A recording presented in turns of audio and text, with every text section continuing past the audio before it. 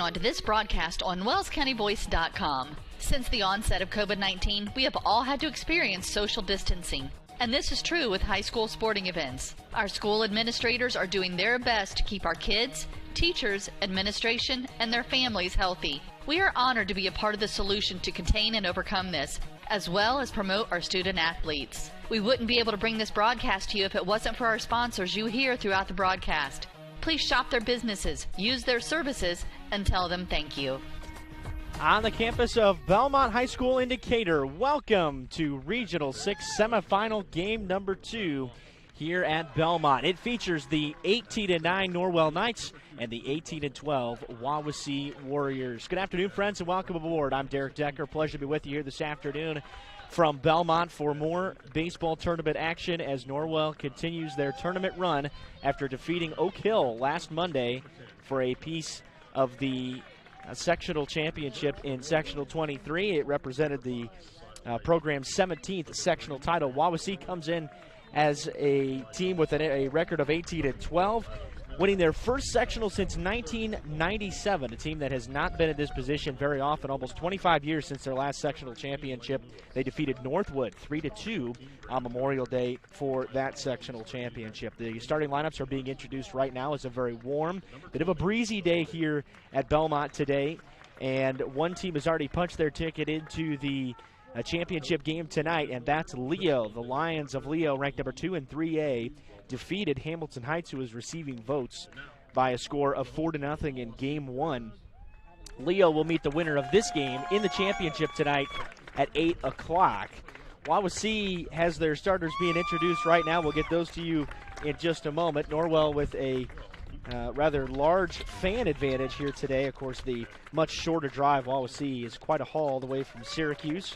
These two teams used to play each other in those situations, but the main thing that we want to know today is how everybody was going to handle their pitching, and the storyline is going to be the two number ones will start for both teams. For Norwell, it'll be Rocco Haynes, and for Wawasee, it'll be Grant Brooks.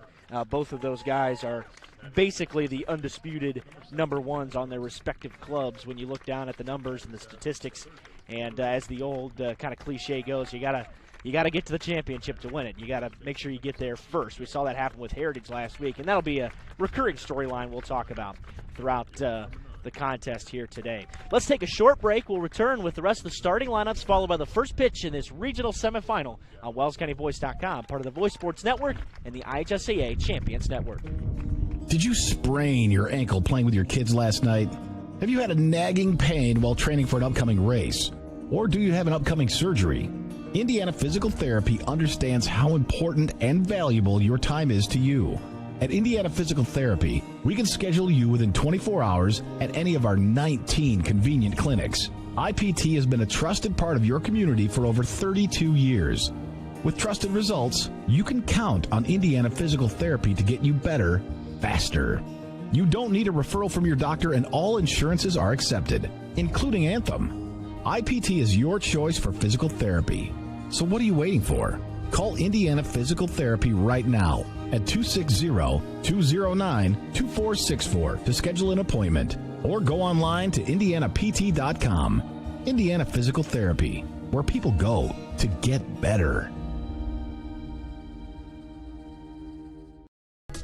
Nick Huffman, a Bluffton High School graduate, is ready to help you buy, sell, or build your dream home. If you're ready to start a new chapter in your life, now's the time. With historic low interest rates, houses are moving at lightning speed.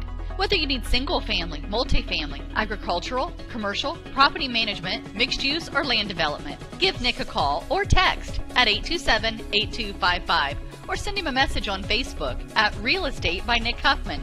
Nick is located at the Steffen Group at 107 West Market Street in Bluffton. His number again is 827-8255. Back at Belmont, just moments away from first pitch. Here's how Wawasee, who is the designated home team, will line things up defensively today. They'll go Beer, Ringler, and Turner around the outfield. On the infield, it's Meek and Stump at the corners, Salazar and Brooks up the middle, Parker Young behind the plate, and the aforementioned Grant Brooks starts on the mound for Wawasee today. a team-high 40 innings on the year and making his 7th start, a record of 6-1, an ERA of 1.38, 48 strikeouts to just 14 walks, a nice ratio there for a pitching staff that at times has struggled to throw strikes this year. Wawasee in their home white with green trim numbers and gold outlines around those numbers, and the green and yellow stirrups as well. Norwell in their road gold with the white pants, the navy blue pinstripes, blue sleeves, and white trim as well. We're set to go. Eli Riley will lead things off, then Luke Graff, Rocco Haynes, the same top third as it's been pretty much all year for Norwell. And Grant Brooks is ready to go. He's into his line. First pitch of the game is a fastball that hits the knees for a called strike. Our home plate umpire today is Tanner Hoots. It's a 4-man crew as the 0-1 pitch is grounded foul, 0-2. James Payne is our first base umpire. Craig Hershey at second. John Fry down at third. Those guys have rotated over one spot from where they were in the first semifinal game today. Riley behind 0-2 against Brooks here to lead off the game. Riley has been really good in that leadoff spot. The 0-2, he's out in front of it. He pulled the string on him, and he sets Riley down on 3 pitches, something that Eli has not done very often this year. Strike out. That's just his 11th strikeout of the year. He walks twice as much as that. One gone quickly here in the top of the first. Beautiful afternoon, mid to upper 80s, wind blowing in from left, basically a left to right wind most of the day, and it has caused a few problems. There's a high strike called against Luke Graff to lead things off. 4 strikes already here from Grant Brooks pounding the strike zone. A Wawasee pitching staff that has a team ERA of right around the 4 mark, and opponents hitting 246. These teams' numbers are very comparable when you look it up and down. 0-1 pitch grounded foul wide of third, and it's 0-2 against Graff. But Graff has been pretty solid at going the other way. We've talked about that all season long. You know, that's been one of the things that he's been good at, and it's so important for a high school hitter especially to be good at doing that. Graff stands in from the back of the box, the left-handed hitter, and watches the strike 2 pitch, and he swings and misses, and Grant Brooks retires the first 2 nights on strikes, both on 3 pitches.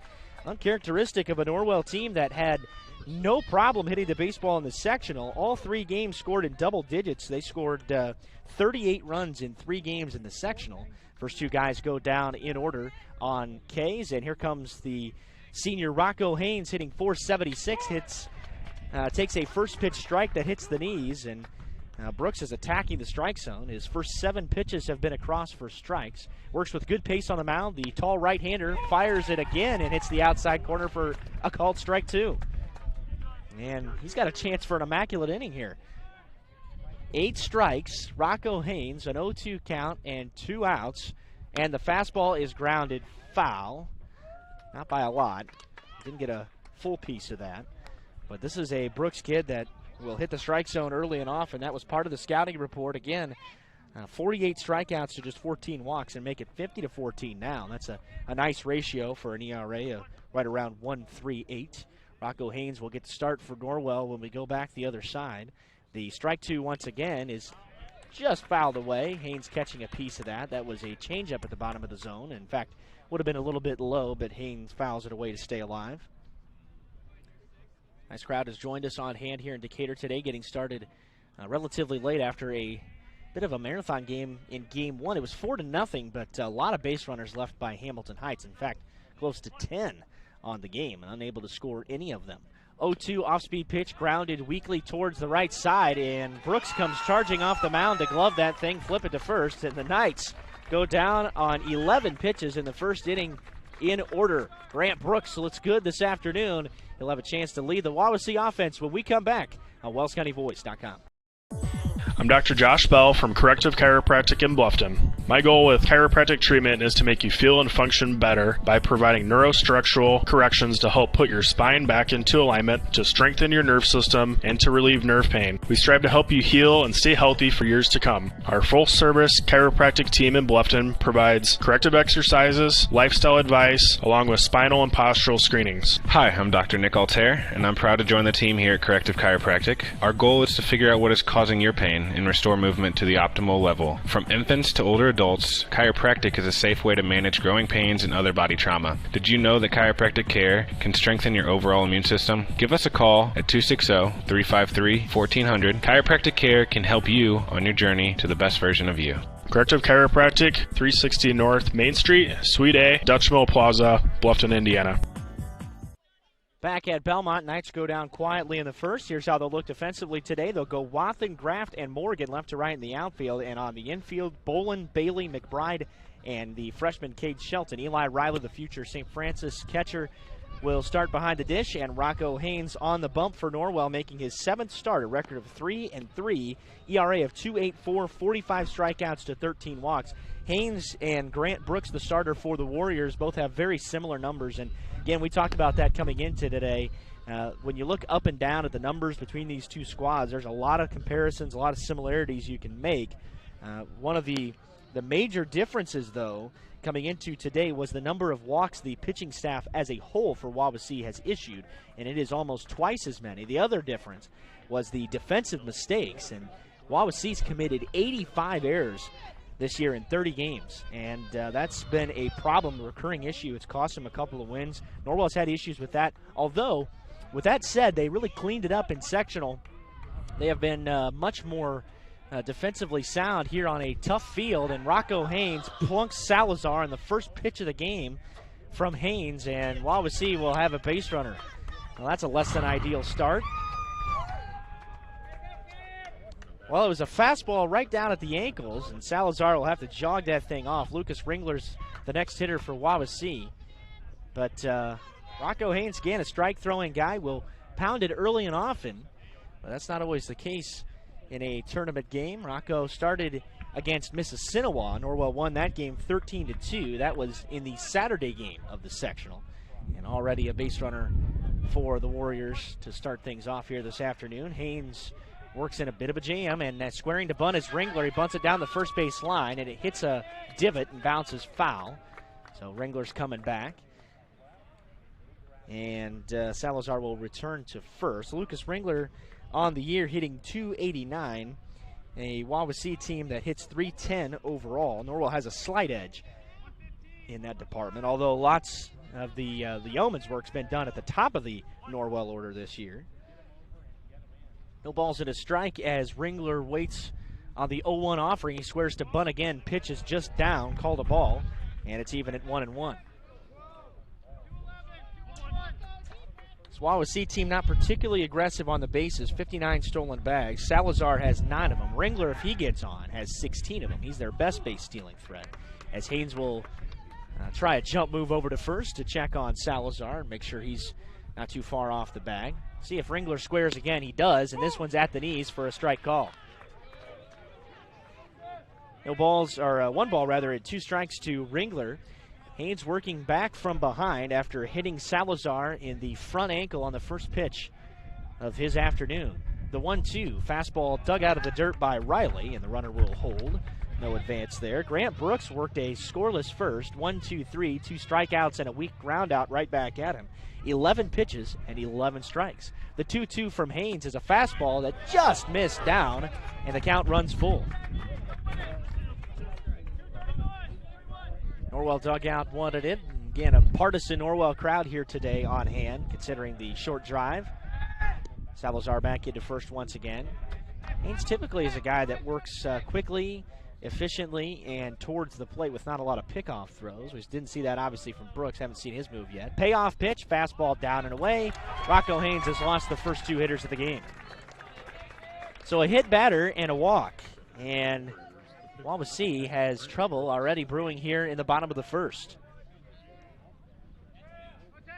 And here comes Grant Brooks trying to help himself out a little bit. 4:15 as Jamie Feldheiser will take a slow walk out to the mound. Brooks is second best in the average department, but a team-high 37 RBIs on the year, and has a huge number of extra base hits as well, totaling 15, 9 doubles, a triple, and 5 home runs for a Wawasee team that has hit 12 bombs on the year. Norwell helped themselves out significantly in the sectional with the long ball, including a 2-run homer and a 3-run homer in the sectional championship game against Oak Hill.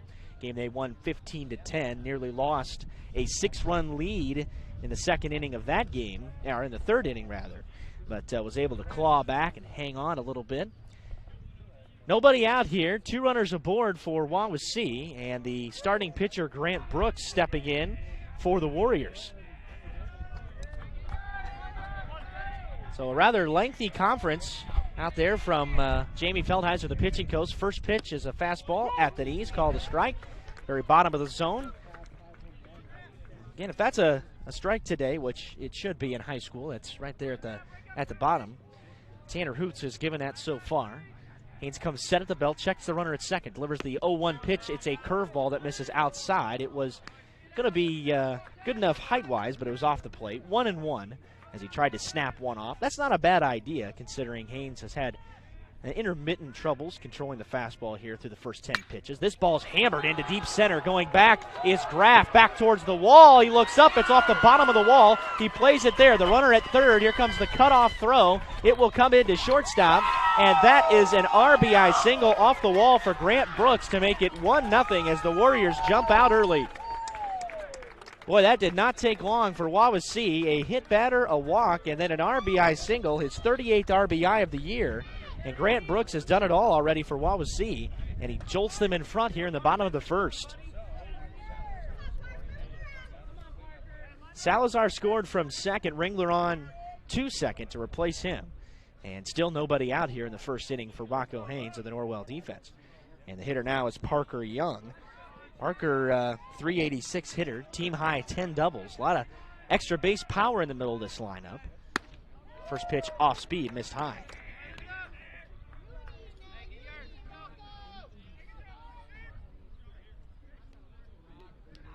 Young stands in the middle of the box. Single batting glove hangs out the back left pocket. Here's a strike at the knees. Pounded the strike zone. Hoots is our home plate umpire today. And the night game, the championship, will be called by James Payne on the dish. Ball and a strike as Haynes has his sign, comes set at the belt. Neither runner with a large lead. Swing and a miss by Young. He was behind the fastball, 1-2. So Haynes trying to work himself out of this little jam he's found himself in the first. If you can limit damage, that'll be important, obviously. And now time is called, I think, by Parker Young, maybe by Riley. In any case, we're ready to go. Not a lot of time wasted by Haynes on the mound, really, ever. Checks the runner at second once. 1-2 pitch is in the dirt, and it bounces to the backstop. And that'll take any double play chance away. A wild pitch by Haynes will put runners at second and third with nobody out. And now a ground ball will get a run in unless Norwell decides to pull the infield in, which they will. So Bailey and the Norwell defense is playing on the cutout of the grass, trying to cut down the run at the plate. 2 balls, 2 strikes, nobody out. Runners second and third already run across for Wawasee in the bottom of the first inning. Fastball popped up into shallow right field. Here comes Morgan. He's camped under it. He'll put the squeeze on it. Runner tagging from third. Here comes the throw. It's cut off by Shelton. And the runner tags from second to third as well. And so that will get the run in and make it 2-0. Just like that. Nice piece of base running by Wawasee, and Parker Young gets the sacrifice fly.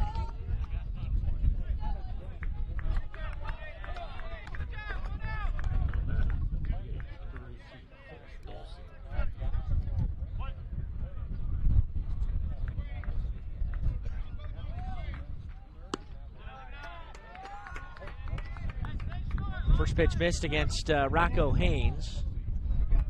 Haynes is struggled a little bit in this first inning. There's no doubt about that as the wind picks up. There's a strike called at the bottom of the knees. The wind is blowing in from left today, or a left to right breeze, if you will, and it gusts up to 25 miles an hour at times. Other times it's been pretty calm. 1-1 pounds the zone again, 1-2. Haynes hasn't been touched up in a game big time, really all season, and Wawasee's only gotten 1 hit. Remember, the hit batter and the walk were pretty influential in this inning, but a third potential run stands 90 feet away for the Warriors. Tried to get him to chase with a fastball, and Colt Dolson held up. Dolson has run the count to 2-2. 338 hitter. Again, most of the numbers in the middle of this Wawasee lineup are nice and balanced. 2-2, breaking ball in there for a called strike 3. And Dolson is set down looking. 2 away here in the first. Here comes Ty Brooks, the freshman. He has really struggled at the plate, hitting sub 200 and a team high 36 strikeouts. Team high by a lot. Here's a fastball that misses down and away. This is a kid in Brooks and this Wawasee group really as a whole. That's also been a bit of a problem. A couple guys with high strikeout numbers, almost 200 on the year as a club offensively. That's popped foul and out of play. Back behind the screen, 1-1. Belmont sets up here. Everybody knows the dimensions and everything like that. They're unmarked, but similar to Norwell. 310 down the lines, 365 to straightaway center. The 1-1 pitch is an off-speed that runs inside against Brooks, and he's fallen behind again, 2 balls and a strike.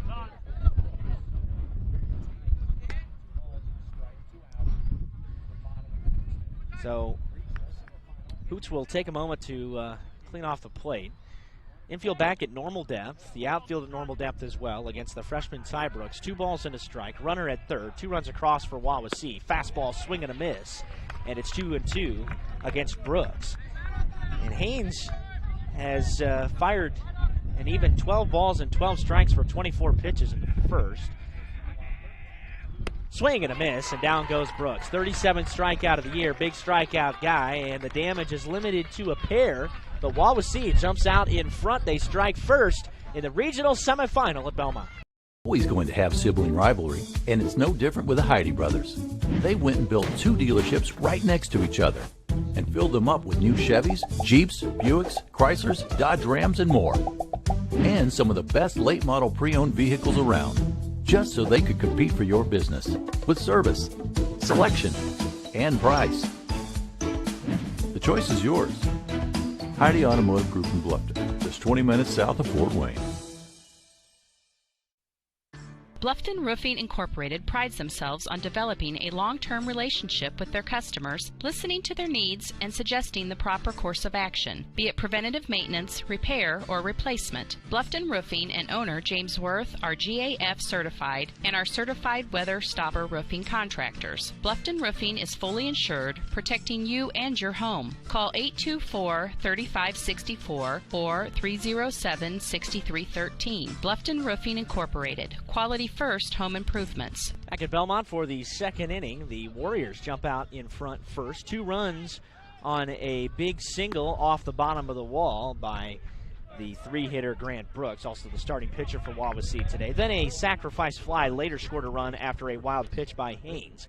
And Wawasee left a runner stranded at third, which could have been a potential third first-inning run for this Wawasee team. Really, anything that Wawasee does today, this is a team that is not playing with any pressure. Norwell and Wawasee both are unranked coming into today, but especially for Wawasee, who hasn't won a sectional in almost 25 years. They're here at the regional and happy to be here today, and a nice start here on this field in Decatur. The first pitch to Brody Bolin, the cleanup hitter, misses downstairs. That's the first offering that Brooks has missed with, as the first 11 pitches, all in the first inning, were in there for strikes. A couple of foul balls and a ground ball tapper to the right side by the 3-hitter Haynes. The 1-0's in the dirt again to Bolin. Brody has had an interesting year, to say the least. He's 365 as Waters found its level a little bit. Got off to a very hot start, close to 500 at the beginning of the year. As the 2-0 fastball misses high and away to Bolin, and it's 3-0. Then he went on a long, dry stretch towards the back half of the season, and then turned things around once we got into sectional play. Now a team-high 14 doubles on the year. He's got that extra base power in the cleanup hole. He's swinging 3-0 and fouls it back out of play, first base side. And now time is called by Dave Goodmiller, and I have a feeling I know what is going to be involved in that discussion. Don't know if he missed the take sign or not, but in a regional game especially, even though Bolin does have the power to do it, it might be difficult for right-handers to get the ball out of here today with that wind moving in from left. It has checked up a couple of fly balls, at least it did in that first game, that Leo won 4-0 to advance to the championship tonight. 3-1 offering coming to Bolin. It is a fastball that's again flown foul and out of play. Brooks has worked himself back into the count here. Derek Decker from Decatur on Wells County Voice today. So glad you could join us on this mid-80s summer afternoon on a Saturday. Winner in the Elite Eight tonight. Curveball called strike 3 against Bolin. Third strikeout for Brooks. The Norwell hitters have been kept off balance, no doubt, to say the least here early in the contest against Brooks. Behind the fastball and have not touched the breaking ball. A big part of that, other than that at bat right there, is Brooks has generally worked ahead. Obviously worked ahead of every hitter in the first inning without missing the zone a singular time in 11 tries. First pitch to Leighton Bailey. Bailey squared to bunt and missed it. And it went right into the glove, popped in and out of Parker Young's glove. So Dave Goodmiller already digging to try to kickstart a little bit of offense here, but this Norwell team's strength is not in the bunting department. There is no question about that. Here's an off-speed pitch that was left high by Bailey. 1-1 to the sophomore, who's hitting that 5-hole most of the season. Bailey, a .288 hitter. The 1-1. Fastball off the plate, 2-1. Bailey hitting now, then Brett Wathen, and potentially Crew Bustle here in this Norwell second. 2 runs in the bottom of the first for Wawasee to jump out to a 2-run lead. Brooks stands tall on the mound, green stirrups, comes out of the windup, and the pitch is delivered, and it's popped up foul, and again back out of play. Norwell has only put 1 ball in play through their first 4+ hitters. That was a weak ground ball to the right side by Rocco Haynes. Just kind of flipped the bat head out there to make contact. He's a contact guy. He's only struck out 3 times this year. That off-speed pitch misses low and in. 3 balls and 2 strikes now to Bailey. A 25-pitch first inning for Rocco Haynes, who struggled to find the zone initially and then worked back against Wawasee hitting. They were only able to squeeze out 1 hit in the frame, enough to get across 2 runs. Payoff pitch grounded towards third, high chopper, and it's foul, wide of the bag. Be a 7-pitch at bat at least here for Bailey that he's been able to piece together. Well, an 18-9 record. They've won 6 straight coming into today. For back-to-back conference losses, turned things around in the last week of the regular season. Sweeping wins over Belmont, Columbia City, and Northrop. A pair of those were 3-2 wins over both Columbia City and Northrop. Big swing and a miss by Bailey. He's way out in front of a curveball. And that's 4 strikeouts in the first 5 hitters for Grant Brooks. Well, this Norwell team, generally speaking, has not had a strikeout issue this year. But Grant Brooks has set down Norwell pretty easily. The best hitter in the lineup was only able to struggle out a weak ground ball. That's the only good contact, or the only ball that Norwell's put in play to the first 5 hitters. Brett Wathen takes a ball down and away. Wathen has excellent power, hitting .379. That's a half a season worth of hitting for Wathen, but all but 1 of his 10 hits this year have been for extra bases. He swings and misses at a pitch that bounced in there. Well, it has certainly taken at least a time through this Norwell order to get adjusted to Brooks, because nobody has had any success. Norwell did struggle. They hit that dry patch of offense in the second to last week of the regular season. The 1-1 to Wathen hits him, and he will discard of the bat. Wathen is Norwell's first base runner, the second time he's been hit this year. So both starting pitchers have already had a hit by pitch. Wathen's aboard with 2 away. And here is Crew Bustle. See if he can get the Knights off the strikeout train. Of course, Wathen just did that, I suppose, but without putting the ball in play. Just checking on the runner here is Grant Brooks, tossing over there. No real intention of throwing Wathen out, just to see how far he was away from the bag. Pretty average-sized lead. First pitch fastball, high and tight to Crew Bustle, who is hitting .333 this year. High strikeout guy for a designated hitter, but again, another guy with power. There's a lot of power guys in the middle towards the bottom half of this Norwell lineup. Speaking of Bolin and Wathen and Bustle. Here's a called strike on the outer half to Bustle to even the count at 1-1. 29 pitches for Brooks. This will be his 30th. 20 have been in for strikes. All 11 in the first inning were for strikes. Brooks another pick off the first. Wathen a little bit late getting back in there, but in there nonetheless with a head first slide. Brooks sets himself up just below the waist, and he stands on the first base side of the rubber, about half of his back foot contacting the rubber. Long look in, now the 1-1 pitch, swing and a miss. Bustle swings and misses. Wathen on the move to second, and he's thrown out by 10 miles. The Knights tried to advance the runner into scoring position, and they will wipe the bases empty. And the hit batter is unable to convert anything into runs. The Knights down 2-0 on The Voice. Soaring high above, exploring our planet.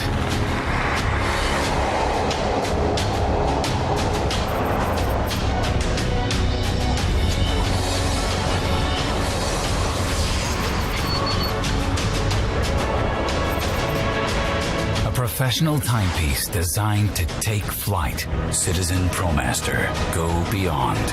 Daniel's Jewelers on North Main Street in Bluffton, where personal service and trust become part of the memory. Are you taking the first step towards a healthier you, or are you just tired of the same workout? From beginners to fitness veterans, the Greater Fort Wayne YMCA is the place for you. We offer a full range of workout equipment, personal trainers, certified instructors, a full line of classes, an indoor pool, and so much more. Have peace of mind when you work out with childcare available. The Greater Fort Wayne YMCA is so much more. Join today. Visit fwymca.org. 2-0 Warriors as we enter the bottom of the second inning. Wawasee coming to bat here after plating 2 in the first. The Knights still without a hit after the only base runner was able to reach was the result of a hit batter. That was Brett Wathen, and he was quickly cut down at second trying to steal, and so that's basically it. The Knights have made a pitching change here. They have gone to Cade Shelton here in the bottom of the second. So interesting decision, and I don't know if Dave Goodmiller saw something. Rocco's out there at shortstop for what it's worth, but the freshman will come in here after 1 inning from Rocco Haynes. And I don't know if that was the plan all along anyway. Brody Bolin is now the first baseman for the Knights as the infield shifts around due to the defensive change, and Leighton Bailey is back over in his rather traditional spot at third base. So that's a rather startling defensive change for Norwell, but Cade Shelton has been rock solid. First pitch misses away to Jacob Meek. He has been excellent. Came in relief in the sectional title game to nail things down. Has not allowed an earned run in over 17 innings of work. And a fastball misses high to Jacob Meek to make it 2-0. He's fallen behind the first hitter. 25 strikeouts and just 5 walks for the freshman. Not a lot of high leverage situations other than that championship game, and that's down low. And he's fallen behind Meek 3-0. The leadoff hitter for Wawasee walked to lead off the game, and the Norwell pitchers have struggled to find the zone early. It's 3-0 against the hitter Meeks, and that's ball 4. Just below the knees, a 4-pitch walk to lead it off from Cade Shelton. Bottom of the order here for Wawasee, Dylan Stump, then Adam Beer. And Cam Salazar back at the top for the Warriors. Stump hitting .375 toward the bottom of this Wawasee order. Rather limited at bats, not as many as many of the other guys. There's a belt-high fastball called a strike against Stump. Jacob Meek over there at first. Meek is not a huge base-stealing threat, only 3 swipe bags on the year. Shelton comes set at the belt, takes a look at him, then delivers the pitch. It's just high. It's 1-1 to him. Norwell fans getting a little bit antsy, although Riley kind of stood up on that, might have taken away any opportunity that did have to be called a strike. 1-1 at the knees, called strike 2. Stump, a patient hitter, patient approach here. Meek drew the 4-pitch walk to lead off the second. Norwell has not gotten anything offensively. And now the traditional strong duo up the middle in Haynes and McBride defensively. Here's a breaking pitch that misses inside. 2-2. Boy, you can hear the Norwell dugout really coming alive now. Jamie Feldheiser barking from the dugout, the Norwell pitching coach. 2-2. Fastball, foul tipped and held on to by Eli Riley behind the plate for the first out. So he blew it by Stump. Walk and a strikeout to start things off for Shelton. And here comes the 9-hitter Adam Beer with one out in the second.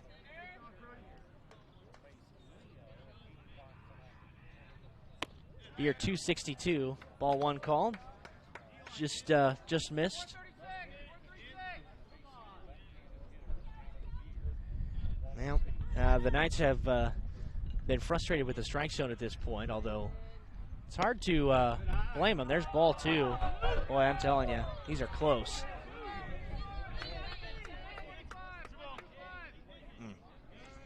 Now, these are close to the bottom of the knees. Shelton's hit that spot. Generally has been given that pitch called a strike most of the year. We have not seen Tanner Hoots this year on the circuit. Ball three, down and away.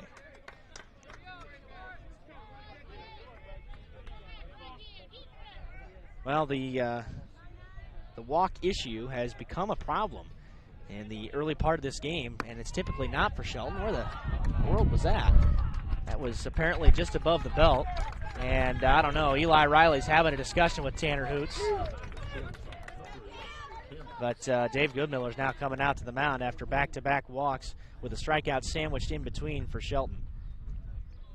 But both of those walks were 4 pitches. And back to the top. This is dangerous for Cam Salazar, who is a very capable hitter at the top of this Wawasee order. 420 and a team high on base percentage of .564. Leads the team in triples and walks along with hit by pitches. So a good eye in that leadoff spot as well. And this is Norwell's second pitching visit already in the game. They'll have one left after this, after Dave Goodmiller's conversation with Cade Shelton concludes.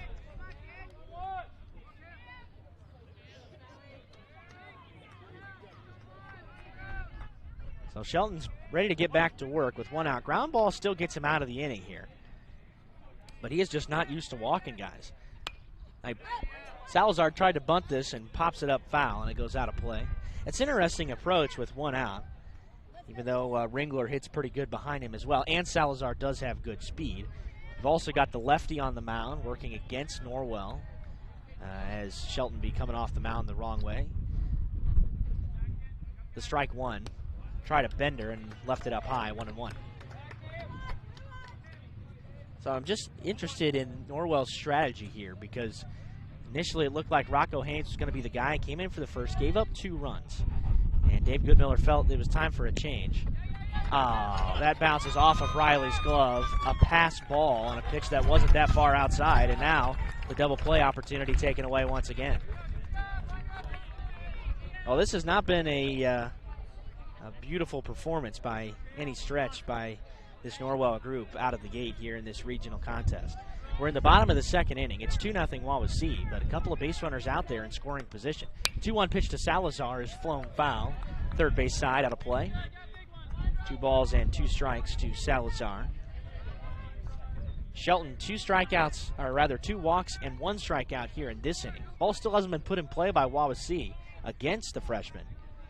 But he's struggled to find the zone consistently. Here's a fastball that's, again, poked out of play, foul. Lucas Ringler and then Grant Brooks.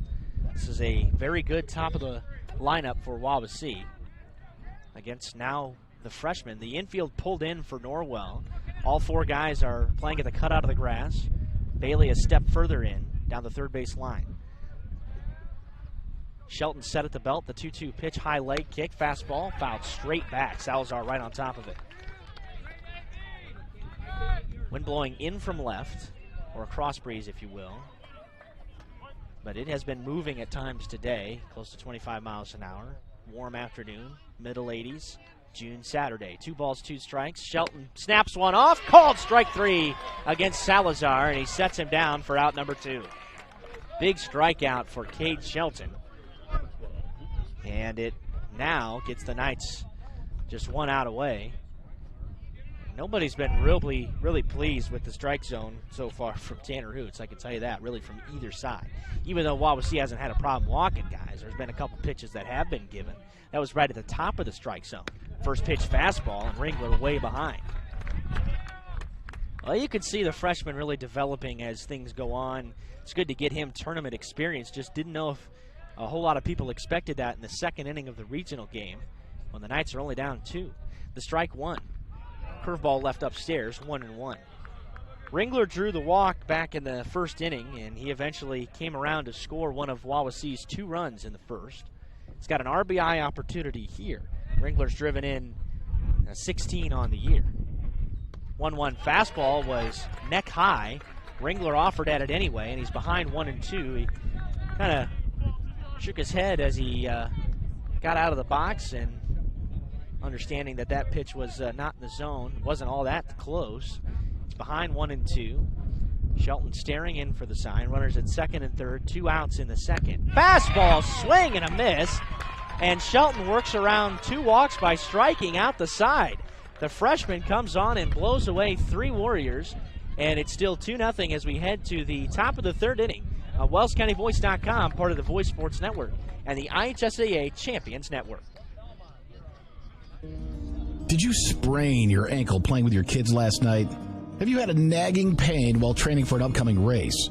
Or do you have an upcoming surgery? Indiana Physical Therapy understands how important and valuable your time is to you. At Indiana Physical Therapy, we can schedule you within 24 hours at any of our 19 convenient clinics. IPT has been a trusted part of your community for over 32 years. With trusted results, you can count on Indiana Physical Therapy to get you better, faster. You don't need a referral from your doctor, and all insurances are accepted, including Anthem. IPT is your choice for physical therapy. So what are you waiting for? Call Indiana Physical Therapy right now at 260-209-2464 to schedule an appointment, or go online to indianapt.com. Indiana Physical Therapy, where people go to get better. Grant Brooks back to work for Wawasee. Norwell has met Wawasee a handful of times. They used to play each other in the regular season. Norwell has won each of the last 5 contests against the Warriors, a couple of really close ones and a couple that have been not so close. But Norwell has dominated the series nonetheless. The Knights come in winners of 6 in a row today. Wawasee actually lost their regular season finale before going into sectional and avenging that loss. They were losers 15-14 at Lakeland in the last game of the regular season, then turned around, played them in the opener of the sectional, and beat them 8-1. It's one of those things that happens sometimes where you don't want to use all your pitching at the end of the regular season. Bussell is punting. He bunts it back towards the mound on the first pitch, and this is going to be an easy play for Grant Brooks. 1 pitch and 1 out here in the third. Well, the Knights have been obviously looking for a way to try to kickstart the offense here, but I don't know if the bunt is particularly the way to get it done with this group, just knowing that has been a huge struggle for this team basically all year long. McBride stands in now with 1 out, takes a first pitch fastball, belt high, called a strike. McBride has been a consistent producer, 286 at the bottom of the lineup pretty much all year long for the Knights. The 0-1 is a swing and a miss. He got a changeup down low, and McBride offered at it.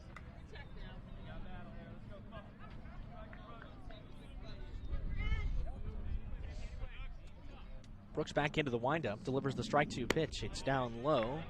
That's a nice pitch. Good location by Brooks, and McBride is able to hold off. Winner gets Leo tonight at 8 o'clock on this same field. We'll be back here if the Knights are in it.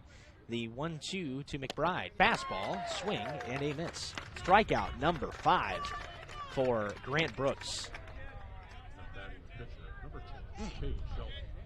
Grant Brooks has been really good on the mound today for Wawasee. He has had no problems against this Norwell lineup, at least the first time through. About to get back to the top. Here's the pitcher, Cade Shelton, who fouls the first pitch straight back to the screen. Shelton not the starting pitcher today. That was the title given to the senior Rocco Haynes. But Shelton came in and avoided giving up his first run of the season late in that inning after walking back to, or 2 out of 3 hitters, should say, but then eventually struck out the side. Here's an off-speed pitch that's driven down the line and left, pretty deep, but that's foul. Norwell in the first base dugout today, contrary to all 3 of their sectional contests where they're on the third base side.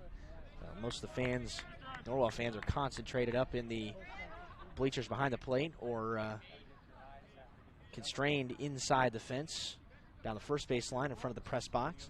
Strike 2 pitch to Shelton. Fastball right down the middle, called strike 3. And Grant Brooks gets 2 more strikeouts, and the Knights have not even touched him yet. So the Norwell Knights are struggling offensively. They're down 2-0 as we head toward the bottom of the third on WellsCountyVoice.com. At Corrective Chiropractic, we offer individualized treatment plans for patients of all ages, from infants to elderly, and even during pregnancy. Have you ever experienced a workplace, sports, or auto accident, or just keep suffering from chronic pain? Corrective Chiropractic can help. Knee, neck, shoulder, or back pain, headaches, migraines, allergies, muscular tension? Corrective Chiropractic can help. I'm Dr. Josh Bell from Corrective Chiropractic, serving Bluffton, Yoder, Decatur, Bern, Montpelier, and the surrounding area to help you feel and function better. Schedule your appointment today at 260-353-1400 and let Corrective Chiropractic help you along your journey to health and wellness. Corrective Chiropractic, 360 North Main Street, Suite A, Dutch Mill Plaza, Bluffton, Indiana. We're back here at Belmont. We're in the bottom of the third inning. Wawasee is on top of Norwell 2-0 in this second regional semifinal game, with the winner getting a date with Leo tonight. Leo ranked number 2 in Class 3A. It has been a group that's been good all year. They are 29-3 coming into tonight's regional championship game. They've got the pitching. They can swing it well. They're a well-rounded team. And won 4-0, and at least on paper, that doesn't necessarily look like a dominating performance. But it really was. Hamilton Heights was only able to scratch across 2 hits in the game. Even though they left 10 hitters, there was a number of walks, a couple of hit batters, a defensive mistake by Leo. So it wasn't the cleanest of performances by the Lions defensively and as far as throwing strikes, but Hamilton Heights did not have any success, frankly, in the contest. And same could be said, at least early in the game, for Norwell. First pitch is high and inside to the leadoff hitter, Grant Brooks, who had the RBI single, driving the first Wawasee run of the game. That was back in the bottom of the first inning. Shelton has fallen behind a good bunch of his hitters so far, and that is not a recipe for success against a solid Wawasee offense. The ball won a long swing by Brooks, and he missed it. The pitch was a fastball on the outside edge. It was a 25-pitch first inning by Rocco Haynes, and then 24 in the second by Shelton after 2 walks. Snaps a curveball off, and it missed off the plate, 2-1. Boy,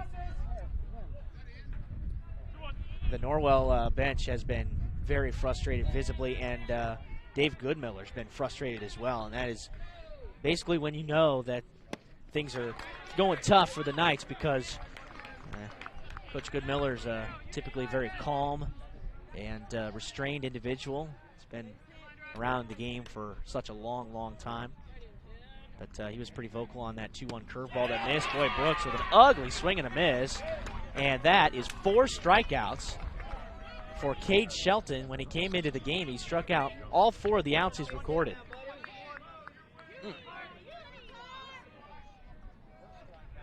And here's Parker Young. Young, the 4-hitter, then Colt Dolson, the DH.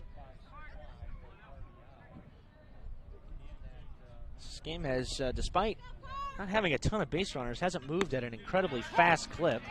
First pitch, get me over, strike call against Young. Just serving up a first pitch fastball. Shelton typically gets into a groove where he does that, and we know Eli Riley is comfortable calling first pitch fastballs as well. That wasn't even close. That was up and away. And Cade will ask for a new baseball after that. Shelton working against Parker Young. 1 out, bases empty, bottom of the third. Just 1 hit in the game combined, and it was an RBI single from the 3-hitter for Wawasee, Grant Brooks. Been the only big offense of the game so far. That's down and away for ball 2. Again, gets through Riley. who has not had his best day behind the plate so far. Really hasn't hurt Norwell per se. I guess you could say the wild pitch, but that was not really on him. He had a pass ball in the bottom of the second, but Wawasee unable to convert. This pitch skied up on the middle of the infield. Rocco Haynes and McBride are there. McBride will call him off and make a drifting grab back towards the second base bag on the cutout of the grass. 2 gone in the third.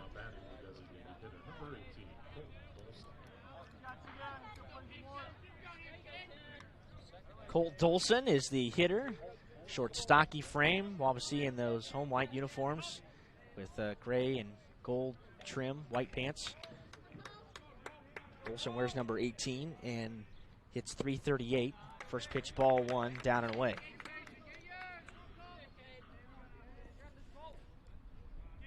And first pitch strikes are so important, especially for a freshman like Shelton. And he has not gotten very many of them today, and there's ball 2 down low. And a lot of pitches offered by the Norwell staff in this game so far. Some walks have come back to haunt them. One of the first did, and it's 3-0. Another pitch that missed low. Shelton has issued a pair of 4-pitch walks already.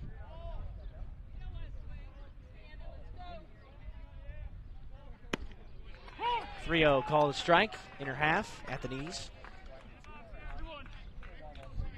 Dolson was certainly taking on the way on that pitch. Ty Brooks waits on deck if they can get to him, which isn't the end of the world because he struck out in ugly fashion against Haynes in the first. 3-1 is eye level with Dolson, and that's ball 4.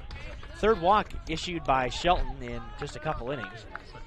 But again, Ty Brooks has the most struggling hitter in this Wawasee lineup by a lot. And he struck out 37 times, fewer than 30 starts. Short lead for Dolson. First pitch, belt high, strike call. Dolson down there is successful in 4 stolen bases on the year. Fastball left high. It's been about the release point for Shelton, really. Comes down to it. Most of his misses haven't been that close, at least here in this third inning.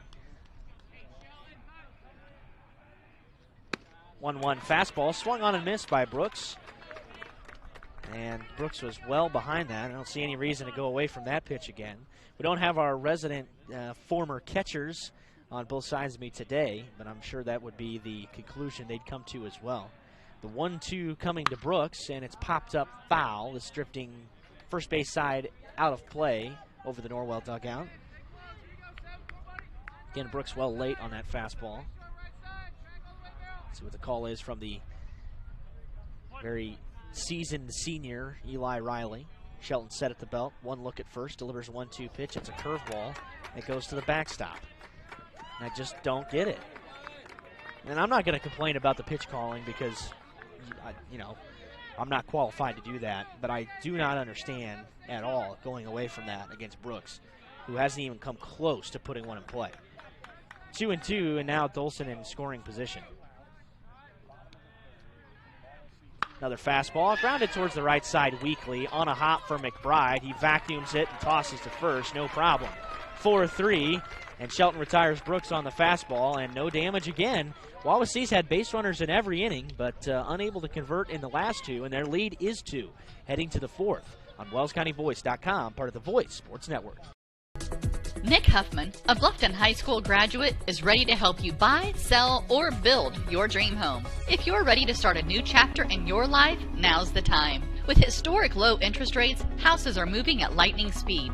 Whether you need single-family, multifamily, agricultural, commercial, property management, mixed use, or land development, give Nick a call or text at 827-8255 or send him a message on Facebook at Real Estate by Nick Huffman. Nick is located at the Steffen Group at 107 West Market Street in Bluffton. His number again is 827-8255. Bluffton Roofing Incorporated prides themselves on developing a long-term relationship with their customers, listening to their needs and suggesting the proper course of action, be it preventative maintenance, repair, or replacement. Bluffton Roofing and owner James Worth are GAF certified and are certified weather stopper roofing contractors. Bluffton Roofing is fully insured, protecting you and your home. Call 824-3564 or 307-6313. Bluffton Roofing Incorporated. Quality first home improvements.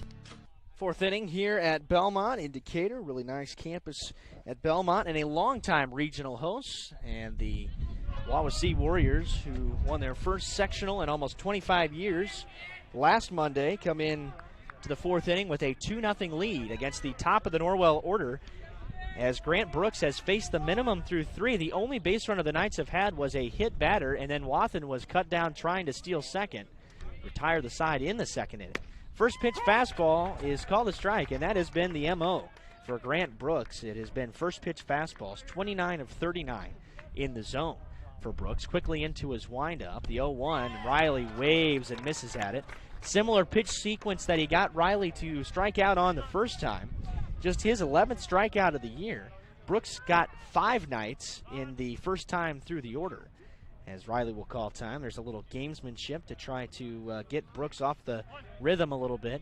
Brooks similar to Haynes in his quick delivery to the plate. He works with such a good pace, and that slipped out of Brooks's hands and went behind Riley, make it 1-2 into the backstop. But there's a lot of similarities to draw between him and Haynes. Of course, Haynes is at shortstop now after starting the game, but only lasted 1 inning. The 1-2 grounded towards third pretty sharply, but foul. Dave Goodmiller gave an effort down there at third, but kind of olayed it. I'm sure he's made plenty of good plays in the past that looked better than that in his second full season as Norwell head coach. 1-2, swing and a miss, and Riley's gone on strikes for the second time, and not a lot changed that time for Riley. That is, that's tough for Riley because that's his 12th strikeout of the year. That's the 6th today for Grant Brooks, who just has blown through this Norwell lineup. Very uncharacteristic of this Norwell team. First pitch strike against Luke Graft. Mix of sunshine and clouds here today on this warm June afternoon in Decatur. The strike 1 is off speed, and it's punched foul and out of play. Graff struck out his first time up as well. Rocco Haynes waits on deck. 1 out, bases empty here in the 4th. Fastball, high chopper up the middle. Graff has great speed. It's scooped up by Salazar, but he bobbled it. And I don't know if he would have had a play on Graff anyway. He was really streaking down the line. And we'll wait for an official ruling, although I have a hunch that'll be ruled an infield single. It is. And it's Norwell's first hit of the day. It comes of the infield variety. And Graft is a threat to steal second, but Parker Young looked real comfortable last time throwing out Brett Wathen. We'll see if Norwell decides to test that again. First pitch to Haynes is a curveball in the dirt. Parker Young's really just been average to slightly above average in the caught stealing department when you look at the numbers on the year. Graft takes off, pitches down, and Young bobbled it, and Graft is going to steal second without a throw. So the transfer wasn't particularly good there, and it cost Young at least an opportunity to try to throw out Graft. Graft steals his 17th bag of the year. That's good for second most on this Norwell team. 69th stolen base for the Knights. The 2-0 pitch to Haynes. That pitch was low, but he gambled at it anyway and grounded it foul. Haynes just shy of the 500 mark on the year. Close to a .530 on base percentage. Leading the team in average, doubles, home runs, RBIs, and fewest strikeouts. 2-1 pitch to Haynes is inside. It catches the tip of Parker Young's glove and goes to the backstop, and that's a pass ball. Wow. Well, that's a mistake by Parker Young, and Norwell's been gifted a couple here in this 4th inning to advance a runner to third base. It's really the first trouble that Grant Brooks has run himself into, and it's really not been hardly at any point being his fault because they led off. Graff reached on the ground ball, the high chopper up the middle, an infield single. Stole second on a bad transfer behind the plate. Now a pass ball. This pitch is hammered in the air towards deep left. Going back is Beer. Going back is Ringler. He looks up and it's off the wall. The wind keeps that thing in play. It'll score Graff from third. It's an RBI double for Rocco Haynes, and he draws the Knights back to within one. Boy, on a day when the wind is not blowing in, that ball is gone. A 3-1 pitch left up in the zone, and that hit the top of the elevated wall and left. Man, that was a shot off the bat of Haynes. Just barely missed his 5th home run of the year. He gets his 45th RBI. He will be courtesy run for. And the Knights are now just 1 run away from tying the ball game as Cohen Bailey will enter as the courtesy runner at second base.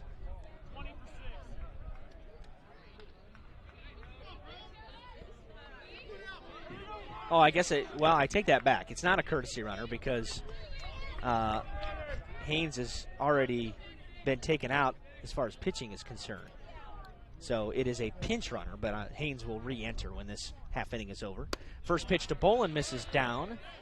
Knights have finally found a hit here as Rocco Haynes blasts one off the wall to make it 2-1. Bolin a wide stance in the box, ahead 1-2 strikes.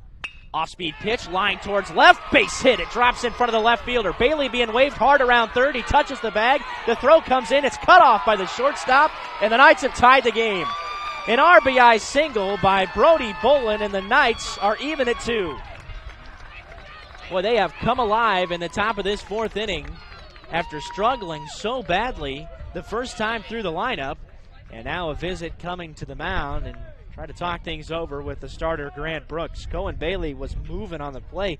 I don't even think it was a completely full swing by Bolin, who didn't look like he gave his best rip at it, but he's got the strength to poke that thing out. He turned around on the pitch and slammed it into left field for a base hit. So that was a quick discussion with Grant Brooks. Bolin will return to first. Leighton Bailey's the hitter. 3 hits in the inning for the Knights and a pair of runs that's tied the game at 2.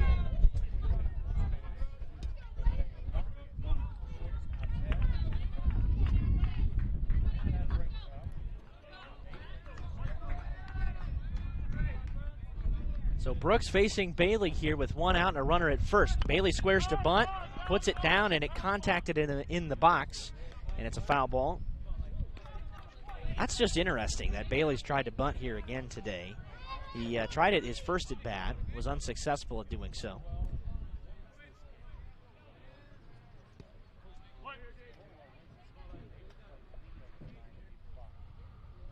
Brooks to the plate with the 0-1. Bailey bunting again and missed it again. And Bolin back into first. Parker Young fired it down there to check on him. I just don't understand the mentality there. And I know that guys should be able to get bunts down, but this is not the strength of this Norwell team. It's just not. I mean, there's no way around that. And yeah, you can complain about it and all that, but you got to realize what your strengths are heading into the tournament especially. Bailey catches this off the cap, but stays alive as he grounds it foul. Wind really gusting at the moment. Bailey stands in behind 0-2. Bolin out at first. 2-2 game. Ground ball hit weakly towards third and foul into the Wawasee dugout. Well, they've finally gotten to Brooks a little bit and made him work. It was an easy first 3 innings for Grant Brooks. In fact, faced the minimum through 3. The only base runner he gave up at that time was a hit batter, and then that hitter was retired, trying to steal second. Still 0-2 here against Bailey. That pitch is down, 1-2. Not by a lot. Really nice spot by Brooks. 7-pitch at bat to Bailey his first time up, but unable to get on, obviously. Bailey holds the bat against his back shoulder, now props it up, the 1-2. Bolin's on the move. The pitch is grounded foul, and I think that was a hit and run because Bolin is not a base stealer. He's only stolen 2 all year. That's not a bad time to try that. The 1-2 count. Brooks is a strike throwing guy. Bailey grounded it foul. And the pitch wasn't going to be a strike anyway, so all the more signs that point to that being a hit and run. Brooks set, one look at Bolin. He's on the move again. 1-2 Mitch, and it hits him. It hits the jersey of Bailey, and it's a hit by pitch. And that'll put 2 runners aboard with 1 out. Fastball ran in on Brooks, looked like a 2-seamer. It just kind of ran back in on Bailey and barely caught a piece of his jersey.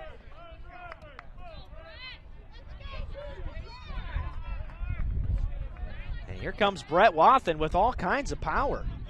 Boy, this thing is turned around in a hurry for Norwell. I feel like they're right back in the game at this point. He was hit by a pitch his first time up, but again, 9 of his 10 hits this year are for extra bases.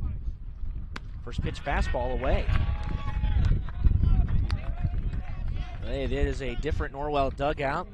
All it took was the infield single that jump-started this inning. And then a stolen base, a pass ball, a double, a single, and a hit batter. The 1-0. Ground ball weakly towards third, comes up on a hop, and it rolls up on Meek, and that's another defensive mistake by Wawasee, and everybody's safe. Jacob Meek had that kind of take a bad hop on him, came up, hit him the top of the chest, and that's an E5 to load the bases. We knew that the defense was a little bit shaky for Wawasee. Again, coming into the game today, they had committed 85 errors. And that has been a problem in this second inning, this fourth inning, even though one of them was ruled a hit. And now here's Crew Bustle. First pitch strike at the knees. Grant Brooks is coming out of the windup with the bases loaded and 1 out.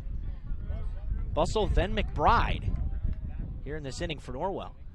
The strike 1. Breaking pitch. Bustle missed it by a foot, 0-2. It's a big at bat for Crew Bustle.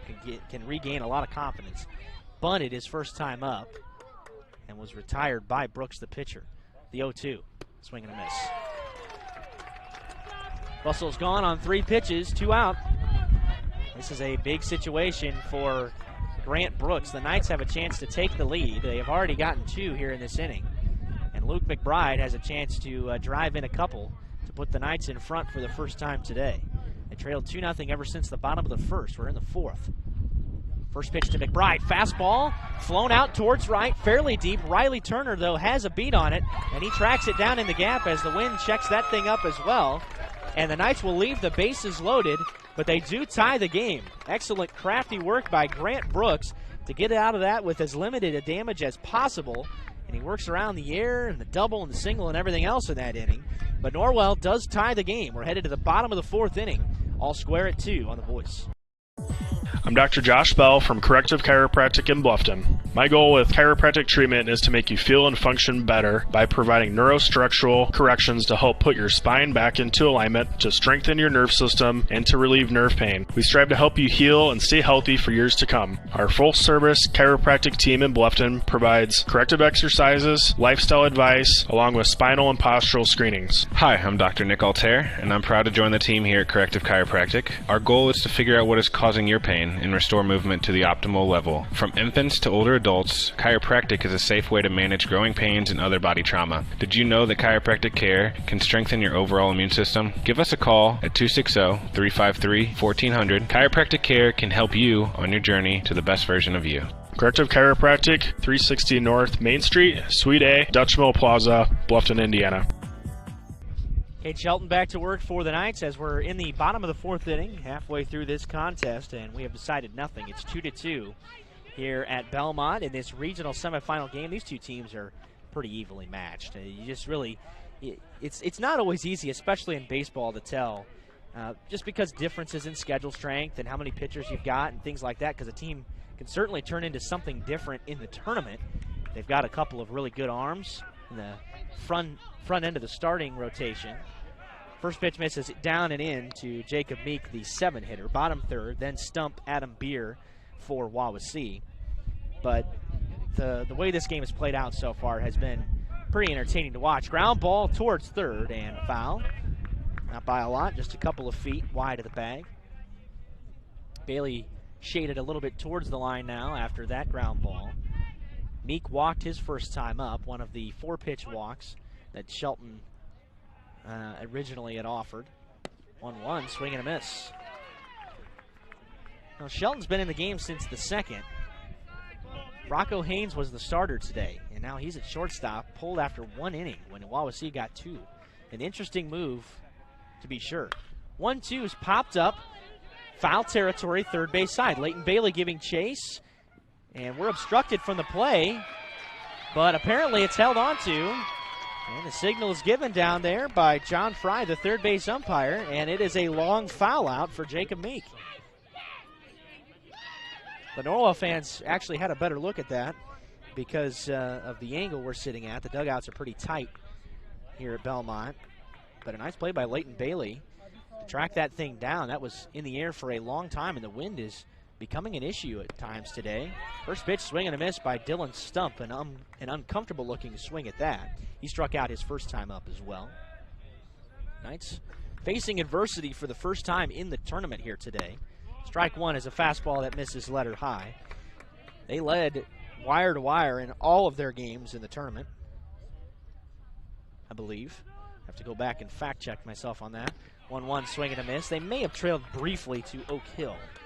And I think they might have actually early in that game. Ball and 2 strikes here to Dylan Stump. Just down, couldn't get Stump to chase. 2-2. 52 pitches for Shelton. We're working in his third inning here. So he's gotten 2 1/3. 66 pitches for Grant Brooks through 4. So reasonable mark for him. 2-2 pitch just off the plate to make it 3-2. Well, as a fastball, and almost dotted the black. Just outside. Stump's worked it full. Shelton's payoff pitch is lifted in the air towards center. Not deep. Luke Graft is there.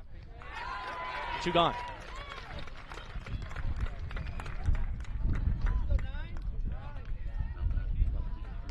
Wait, that was harder hit off the bat than it ended up looking because you just kind of look at the wind that's blowing in from left today, and it has checked up some balls in this inning as well.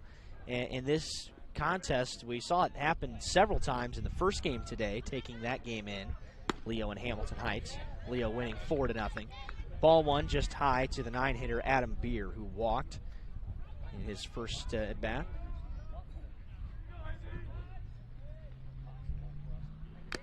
Off-speed pitch that's fouled straight back off the edge of Riley's glove into the backstop. 1-1. Shelton trying to work Norwell's first 1-2-3 inning of the game. There has been walks issued by Shelton. You know, Wawasee only has 1 hit. It feels like more. Foul tipped into the glove for strike 2. Just that RBI single in the first inning is the only hit for Wawasee here. This game has changed drastically since the first couple innings. Shelton set the 1-2. Fastball high, 2-2, but Norwell looked to be getting desperate offensively in the 4th inning, and they had the top of the order coming back, and they started to make the starter Grant Brooks labor a little bit. 2-2 fastball, fouled out of play, third base side. But Norwell's offense struggled mightily in those first few innings. In fact, they didn't have a hit until the 4th inning. But then Wawasee, they had all kinds of energy offensively, a lot of walks drawn. That's fouled again at the plate. Nice at bat here from Adam Beer. It's the 6th pitch that he saw. Number 7 coming up. Wawasee had base runners in each of the first 3 innings, but couldn't score more than 2 in the first. And that's been it. They left the other 3. 2-2 called, strike 3, outside corner, and Cade Shelton gets the bottom of the Wawasee order in order. And we are headed to the 5th inning. The Knights have new life, tied at 2 in this regional semifinal game on WellsCountyVoice.com. Soaring high above, exploring our planet.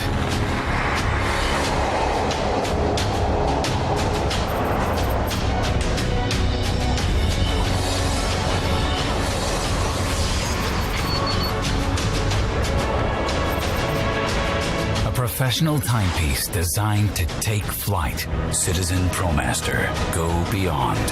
Daniel's Jewelers on North Main Street in Bluffton, where personal service and trust become part of the memory. Are you taking the first step towards a healthier you, or are you just tired of the same workout? From beginners to fitness veterans, the Greater Fort Wayne YMCA is the place for you. We offer a full range of workout equipment, personal trainers, certified instructors, a full line of classes, an indoor pool, and so much more. Have peace of mind when you work out with childcare available. The Greater Fort Wayne YMCA is so much more. Join today. Visit fwymca.org. Deadlocked at 2 here in Decatur as we head to the 5th inning. Norwell has the 9-1-2 due up. Shelton, then Riley, and then Graft. They sent 8 hitters to the plate in the top of the 4th inning, and it was Norwell's really only offensively productive inning of the game so far. And they left the bases loaded for what it's worth. They had the bases juiced and 1 out. Then Bussell struck out and McBride flew out. Cade Shelton to lead things off. Struck out looking his first time up and went down on 3 pitches against this same starter, Grant Brooks. Lines the first pitch towards the gap in right center, and that's going to drop in there for a hit and extra bases. Shelton heading towards second. Nobody's covering the bag at second anyway, and that's a gap shot double on the first pitch of the 5th inning for Cade Shelton. Shelton rips his second double of the year, and both of them have been in the tournament. He had the other one in the sectional championship game. Boy, the freshman has been doing work. And Cade Shelton, who came into the game today, 8 for 39 on the year, starts things off in the 5th with a double. And I think that's Lane Lewis to courtesy run for the Knights.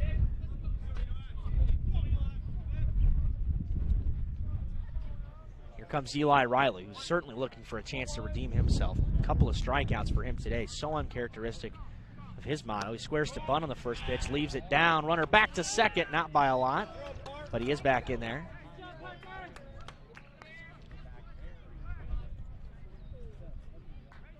So the pitch missed just low.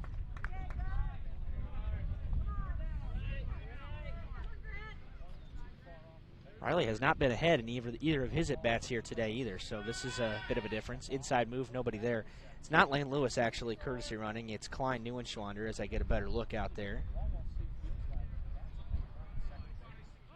Squaring to bunt again. Pitch was off speed and called a strike. And Riley quickly walks out of the box, turns to Dave Goodmiller and mouths no way. It was pretty close. 1-1, squaring to bunt again. That pitch is left high, 2-1. Riley, I think, is going to continue to try to bunt here. He's got a lot of speed. Try to make Wawasee work down the line. This is a good defense to try to test in that regard, and that's the other reason why they've tried to bunt here today. 2-1, bunted back towards the pitcher. Neuenschwander holding. Now he's breaking for third. They throw him out at first. Throw to third, and they got him! It's a double play. Klein Neuenschwander had a late break, and he is thrown out at third. What a play to wipe the bases empty in the 5th.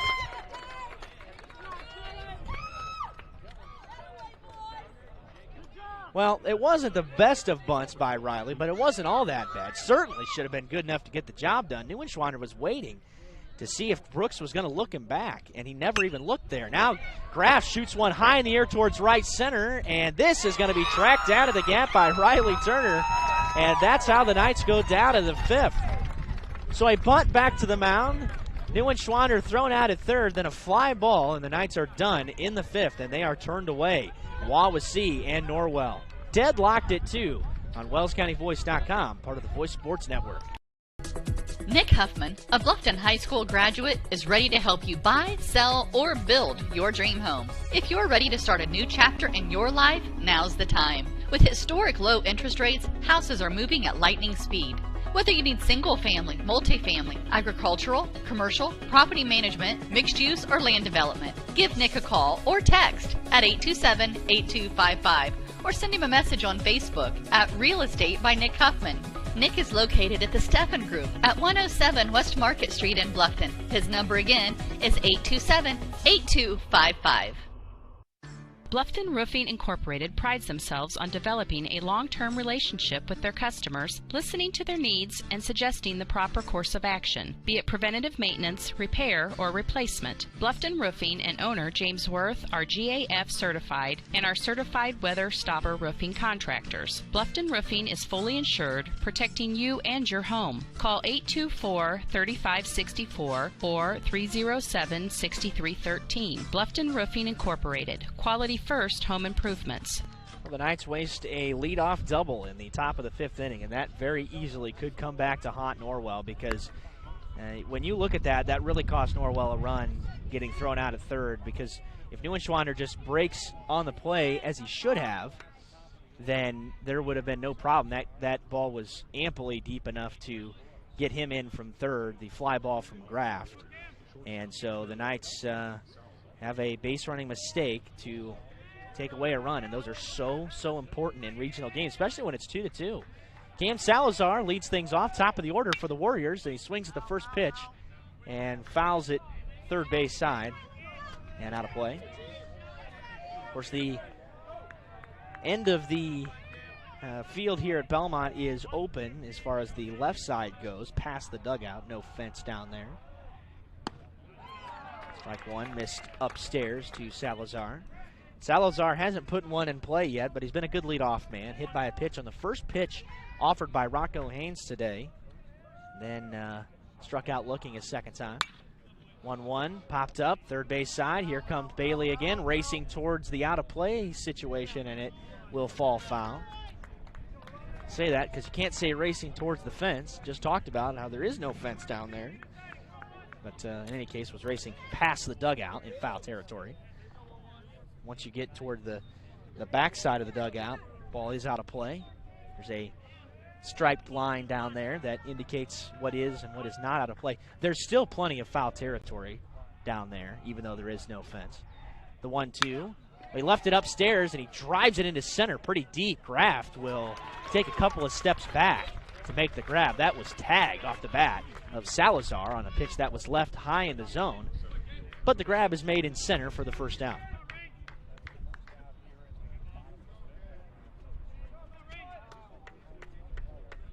One gone for Lucas Ringler, the two-hitter. Ringler 289 on the year. A lot of speed, and he swings and flies the first pitch into center. Again, this is going to be playable. Shaded towards the first base side of second this time for Luke Graff. 2 pitches and 2 outs on back-to-back fly balls from the Wawasee top of the order.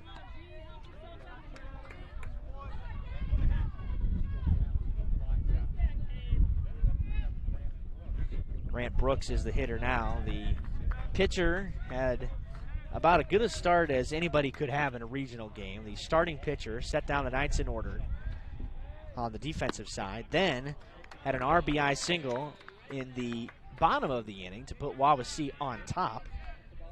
Both those runs Wawasee scored were in the first. Both of Norwell's runs in the fourth. 1-0 pitch high, 2-0. Brooks a strikeout since then. Shelton disposed of him. Cade Shelton has been really good, and he's got a chance to be Norwell's ace next year. Shelton 5 strikeouts today already. And the 2-0's off the plate and down. 3-0. He has really fallen behind some hitters, though. And they're going to put him on.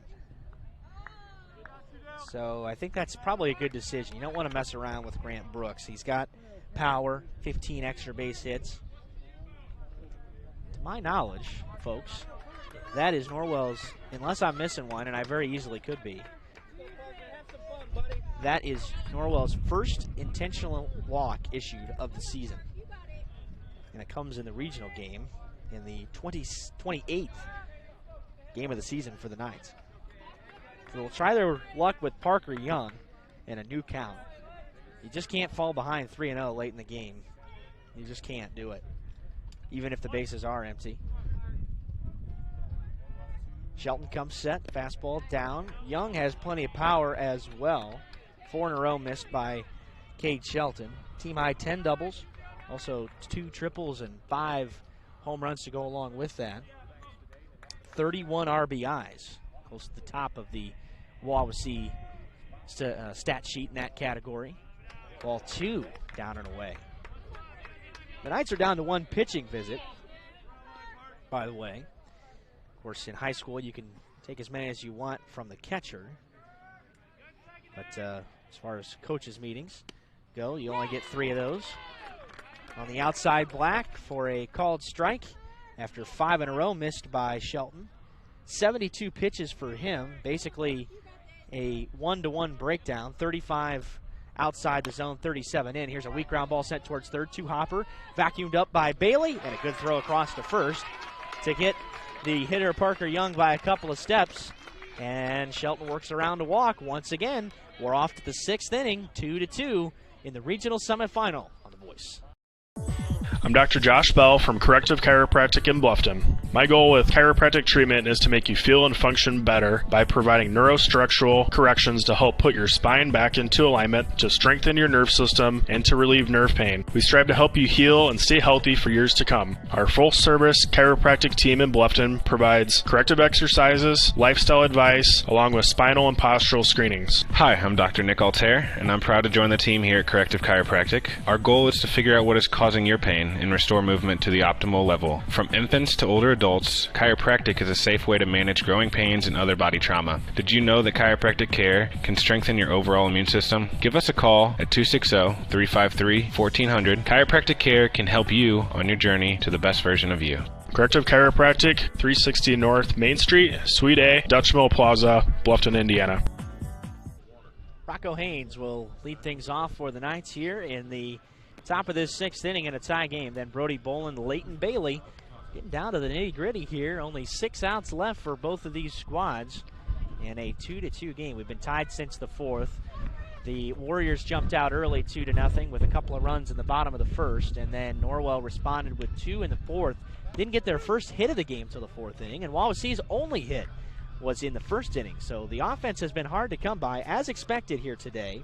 Although, with that being said, Norwell was in a complete slugfest in the sectional title game against Oak Hill. They won 15-10. Wawasee was in low-scoring contests in all 3 of their sectional games. Beat 8 Lakeland, Jimtown, and Northwood in their sectional to advance to their first regional since 1997. And Rocco Haynes is into the box against Grant Brooks once again. They're going to ride him, I think, as long as they possibly can here today. First pitch is popped up.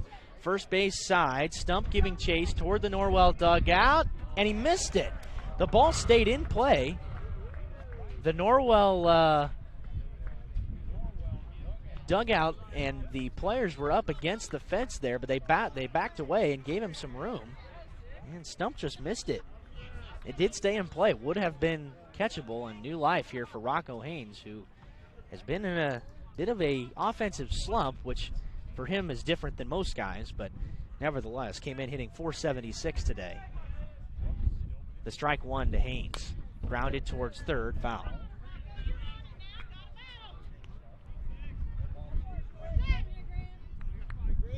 Really nice afternoon. The breeze is impactful at times here today, but middle 80s, comfortable day. 0-2 pitch just off the plate, 1-2. Really good spot there by Brooks. He tried to challenge him and get Haynes to chase. Only 3 strikeouts this year for Rocco Haynes and only 7 walks. He's a guy who puts the ball into play almost every time at the plate, 90% of the time, in fact. When you take a look at all the cumulative at-bats for Haynes this season. The 1-2 pitch nubbed off the end of the bat, foul. Haynes stays alive. That one dribbled towards the on-deck circle where Brody Boland is standing. Nobody out here. Bases empty. Haynes leading things off. Top of the 6th in a 2-2 game. A trip to the Elite 8 on the line. That's down. Haynes leaves it down there, 2-2. Leo, the winner in Game 1, 4-0 over Hamilton Heights. They're the favorite in this regional here today.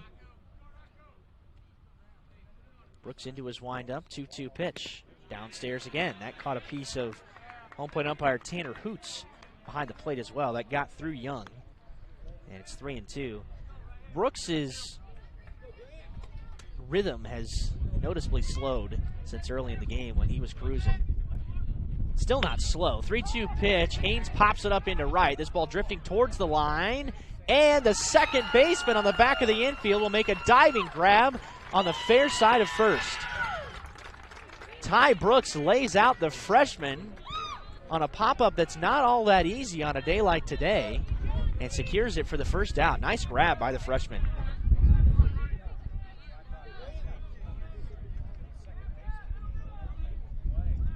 Here comes Brody Bolin with one out.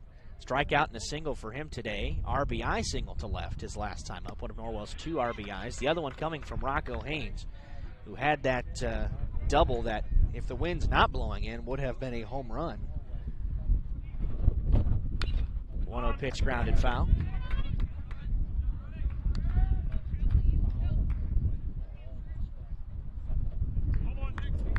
Bolin has been so much better here in the tournament in the hitting department. The 1-1 pitch, he turns on it, spins it foul. Grant Brooks still has some left in the tank, and he's only got 82 pitches, nowhere near that 120 pitch limit yet. But Norwell's certainly made him work more in the last couple innings than in any inning prior. First 3 were just absolutely dominant for Brooks. Here's a fastball, and he shoots it on the line to right. That was a frozen rope right at Riley Turner, who makes the catch. Didn't really even have to move, but that thing was a missile off the bat the other way from Bolin. 2 outs here in the 5th.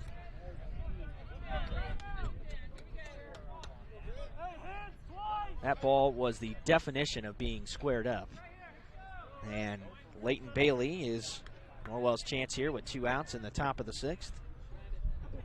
Strikeout and hit by pitch for him. Grounds the first pitch. High chopper over the third baseman's head and into shallow left.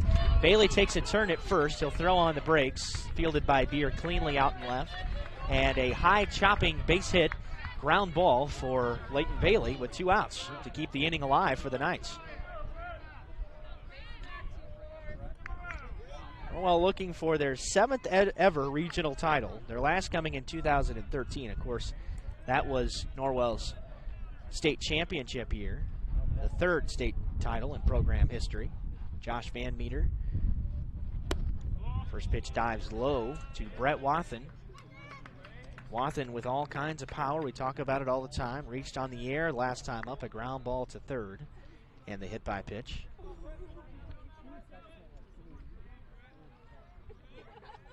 Brooks set, jump move to first. Bailey back in easily, head first slide. Don't know if they'll test Parker Young with 2 outs. That's a big gamble to take in a regional game. But with Wathen's ability to hit for extra bases, I don't think you should here. Bailey was leaning a little bit. That's just an easy toss by Brooks over there. Just check on him. Almost a courtesy throw. Bailey extends his lead by a step. He's off. 1-0 pitch, grounded foul. Wathen just caught a piece of that, came back up and hit the bottom of the glove of the catcher, Parker Young. So they are willing to try to run against Parker Young once again. See if it's on again. It's not likely.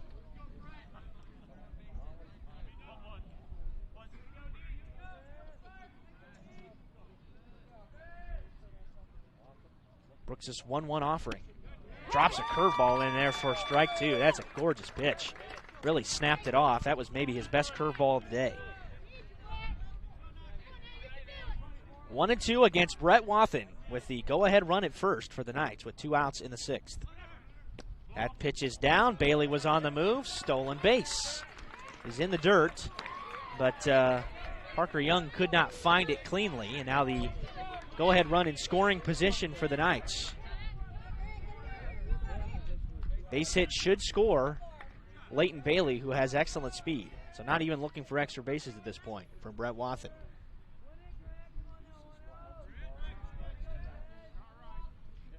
Two-two pitch, swing and a miss. They'll have to throw to first to complete the strikeout, and they will. Brett Wathen strikes out to end the inning. Big opportunity missed for the Knights, and they keep the game tied as we head to the bottom of the 6th inning. Grant Brooks still staying alive, and here come the Warriors. 5, 6, and 7 due up for Wawasee in the bottom of the 6th when we come back on WellsCountyVoice.com. Did you sprain your ankle playing with your kids last night? Have you had a nagging pain while training for an upcoming race? Or do you have an upcoming surgery? Indiana Physical Therapy understands how important and valuable your time is to you. At Indiana Physical Therapy, we can schedule you within 24 hours at any of our 19 convenient clinics. IPT has been a trusted part of your community for over 32 years. With trusted results, you can count on Indiana Physical Therapy to get you better, faster. You don't need a referral from your doctor, and all insurances are accepted, including Anthem. IPT is your choice for physical therapy. So what are you waiting for? Call Indiana Physical Therapy right now at 260-209-2464 to schedule an appointment, or go online to indianapt.com. Indiana Physical Therapy, where people go to get better. The Knights continue to try to keep Wawasee off balance with new pitching, and they will go with Leighton Bailey now for Norwell, who was down at third. This is the third pitcher the Knights have used today. Cade Shelton, the freshman, really didn't have any trouble at all. In fact, did not give up any hits in 4 innings of work, rather. He did walk a handful of batters, and that was really the only downside to Shelton's excellent freshman performance once again. Keeps that scoreless streak alive. It's now at 21 2/3 inning to start off his career without allowing an earned run. And here comes Leighton Bailey for the Knights over from third. So Brody Bolin will return to third base for the Knights as we try to hammer out the changes. And then Cade Shelton will return to where he started at first base. So just a few position changes there. Nobody new in the game. And Leighton Bailey's numbers are as follows. This is his 11th appearance, which is a team high. His 5th in relief. First pitch strike just above the belt to Colt Dolson. Ty Brooks, then Jacob Meek due up for Wawasee. Team high 35 innings pitched on the year. 2.55 ERA. Check swing, and Dolson went too far, 0-2. 19 strikeouts, 7 walks. This is a pitch-to-contact guy if there ever was one. Not a lot of strikeouts at all, but he gets a lot of ground balls. In fact, the lowest ERA on the team outside of Cade Shelton. The strike 2. Just missed and hit the glove of Riley. Was set up off the plate. Couldn't get Dolson to chase out there. 1-2. Strikeout and a walk for Colt Dolson today. Tie game, bottom of the 6th at Belmont. 1-2, breaking pitch. Just missed down. Man, that was close too.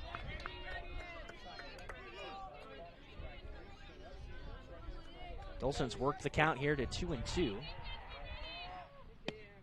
And that's just off the plate, and now the count is full. So Dolson's had a really nice eye. Good plate discipline here. Bailey's not missing by very much, but just enough, and Dolson recognizes that. And now the payoff. And it missed inside, and it's ball 4. He had him down 0-2 and then walks him. And Wawasee has the go-ahead runner aboard.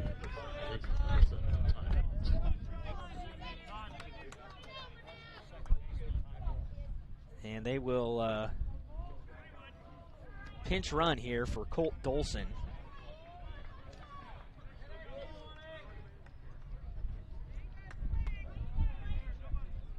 That is Cole Turner, the pinch runner.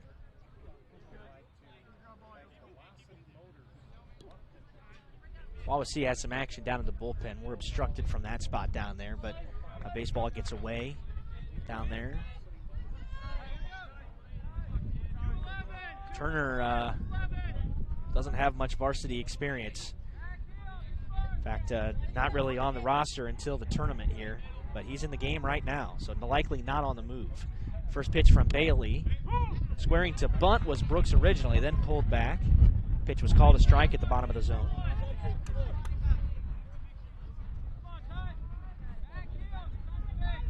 This has been a really, really fun regional game to watch. This is how they should be at this stage. The Sweet 16 of sorts. Brooks tried to bunt again and bunted it foul. It's 0-2, and we'll see if it's still on. I would imagine, with Brooks being the 198 hitter that he is, just a freshman, and he's got decent speed going down the line for what it's worth, I would imagine, if it's me, I'm probably keeping the bunt on with 2 strikes and trusting that Brooks can try to get it down. It's his best opportunity to be productive in this at-bat. Bailey comes set just below the chin. Strike 2. Bunts off. Breaking ball called strike 3 at the belt. and down goes Brooks for the third time.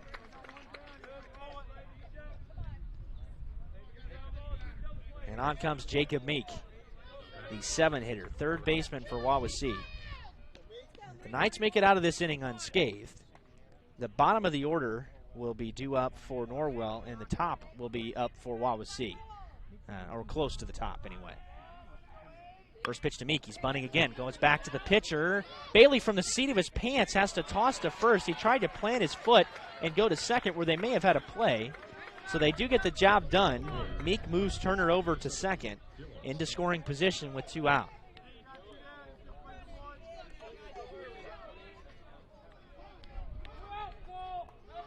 And here comes Dylan Stump. Stump a strikeout and a fly out to center his last time up. Stump a .375 hitter, just 9 RBIs on the year, hitting in the 8 hole in the lineup today. Bailey, one look at second, delivers the first pitch. It's flown foul, first base side. Shelton gives chase, but he's out of room. Well, I think Wawasee recognizes that Bailey is a strike-throwing guy and will come right after you on the first pitch often. So first pitch swinging has been the last couple of hitters here, or at least trying to bunt for the Warriors.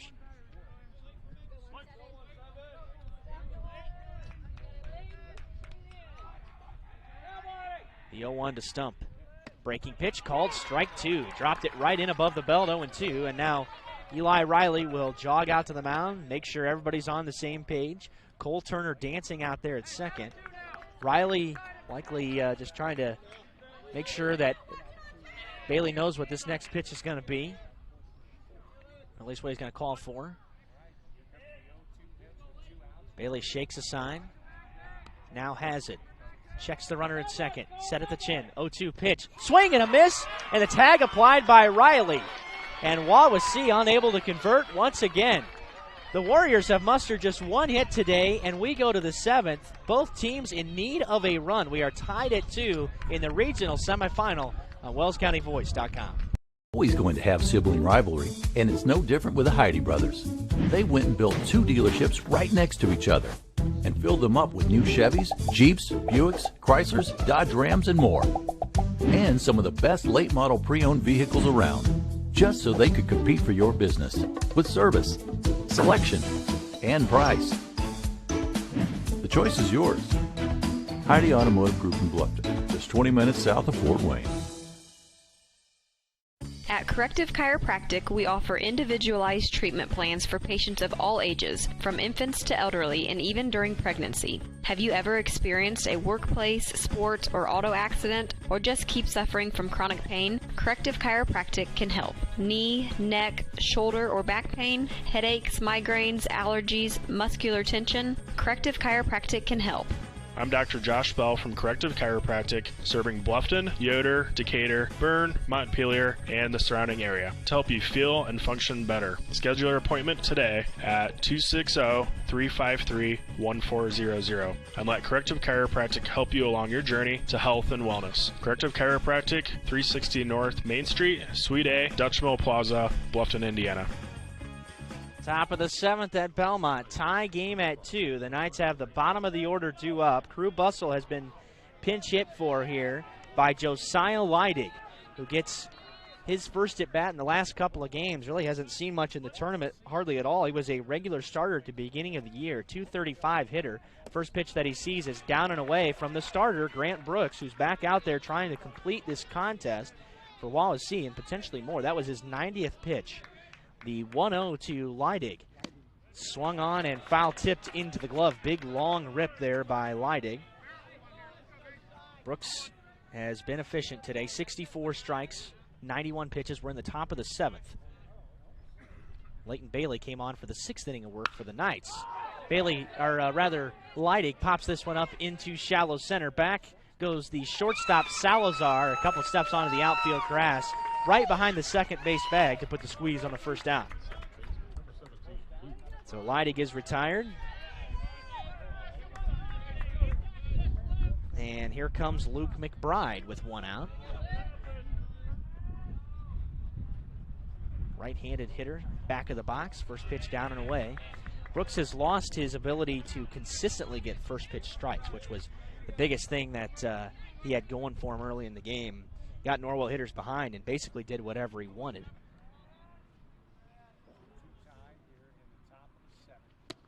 There's a changeup that's at the bottom and swung on and missed by McBride. That's a good pitch by Brooks. Again, there's still something left in the tank for Grant Brooks. An ERA of just 1.38 coming into the day. Record of 6-1. 1-1 pitch is fouled out of play, 1-2. Brooks was the highest innings guy for Wawasee this year. Coming into today, 9 strikeouts against Norwell hitting. The 1-2 pitch. Fastball fouled, and it's unable to be held on to by Parker Young, who, if he squeezes that, has an out. But McBride gets a additional life here.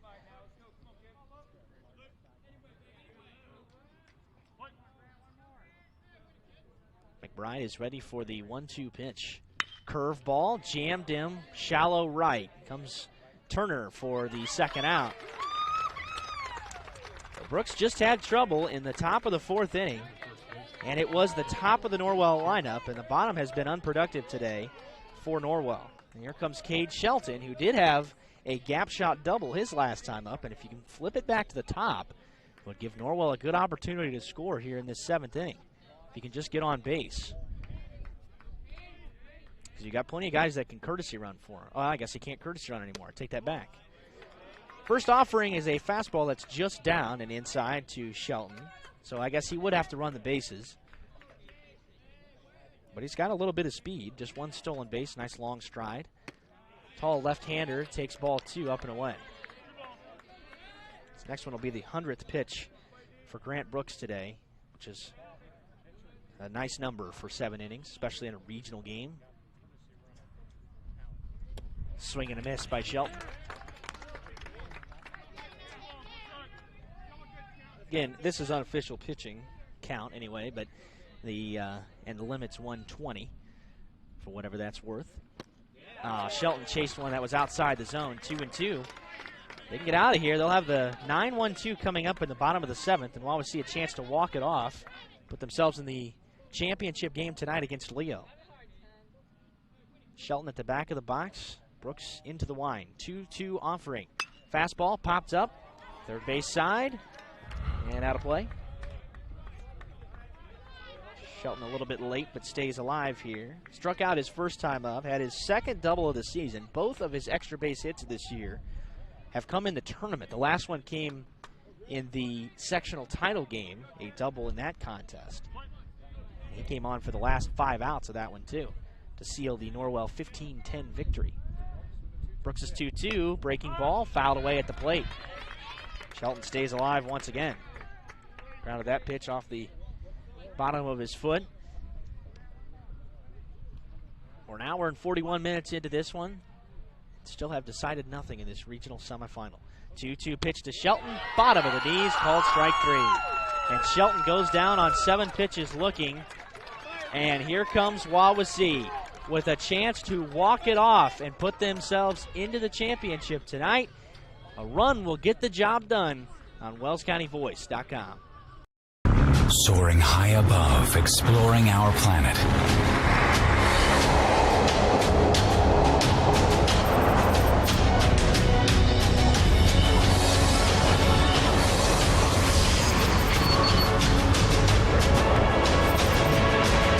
Professional timepiece designed to take flight. Citizen ProMaster.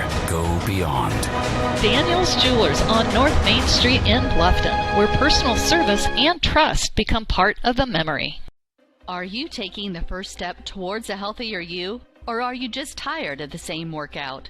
From beginners to fitness veterans, the Greater Fort Wayne YMCA is the place for you. We offer a full range of workout equipment, personal trainers, certified instructors, a full line of classes, an indoor pool, and so much more. Have peace of mind when you work out with childcare available. The Greater Fort Wayne YMCA is so much more. Join today. Visit fwymca.org. Wawasee only has 1 hit in this game, and they've got a chance to win it. We're tied in the bottom of the 7th. 2 runs on a hit and an error for the Warriors with 6 left to moored, and Norwell's got 2 runs on 5 hits. No errors, 4 left on for the Knights today. It has been a defensive battle And it's been a good one all day long. We've been tight from the outset. Wawasee jumped out with 2 runs in the bottom of the first. The Knights answered with 2 in the fourth. First pitch to Adam Beer, called a strike. Leighton Bailey out there to try to keep this thing tied and send the Knights to extra innings. Have a chance to take the lead there. It's been a combination of Haynes, Shelton, and now Bailey here for the Knights today. Strike 1 pitch, curveball grounded towards third. It is a foul ball just outside the bag.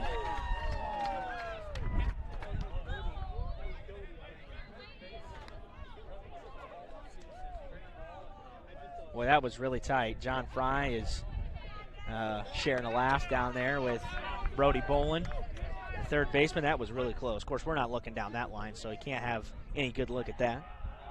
The strike 2. Fastball off the plate, 1-2 to Adam Beer. Walk and a strikeout for him. Then Salazar and Ringler in this bottom of the Wawasee 7th inning.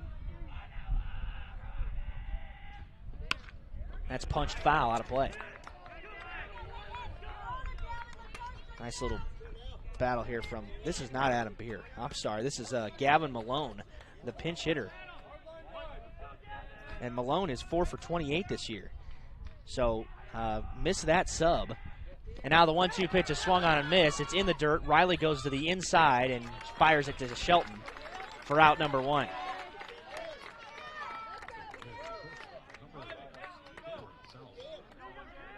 Here comes Salazar. So Malone is set down for out number 1. Cam Salazar, the hitter now. No hits for him today, 0 for 2. Hit by a pitch his first time up, then a strikeout, then a flyout. Salazar is off to play baseball at the next level down at Marion University in Indianapolis. First pitch to him. Driven in the air towards left center field, towards the gap, and coming over is Brett Wathen, who tracks it down. That was a well-hit ball again. Salazar, both of the last 2 balls he's put in play have been really well hit, and he kind of had some unfortunate luck on both of them. And now 2 are out here in the bottom of this 7th, and here's Lucas Ringler. He's also 0 for 2. Walk, a strikeout, and a flyout, but everybody is 0 for except for Grant Brooks, who has the only Wawasee hit. Curveball called a strike right at the belt. Knights trying to push this thing to the 8th inning. Neither team has scored since the 4th. Wawasee hasn't scored since the 1st and hasn't even really threatened since the 2nd. This pitch popped up into right, relatively deep. Going over towards the line is Morgan, and he will make the grab, a step in fair territory as that ball was sinking towards the line. And we have free baseball in the regional semifinal here at Belmont. We are tied at 2. The Knights have the top of the order coming up on WellsCountyVoice.com. Did you sprain your ankle playing with your kids last night? Have you had a nagging pain while training for an upcoming race? Or do you have an upcoming surgery? Indiana Physical Therapy understands how important and valuable your time is to you. At Indiana Physical Therapy, we can schedule you within 24 hours at any of our 19 convenient clinics. IPT has been a trusted part of your community for over 32 years. With trusted results, you can count on Indiana Physical Therapy to get you better, faster. You don't need a referral from your doctor, and all insurances are accepted, including Anthem. IPT is your choice for physical therapy. So what are you waiting for? Call Indiana Physical Therapy right now at 260-209-2464 to schedule an appointment, or go online to indianapt.com. Indiana Physical Therapy, where people go to get better.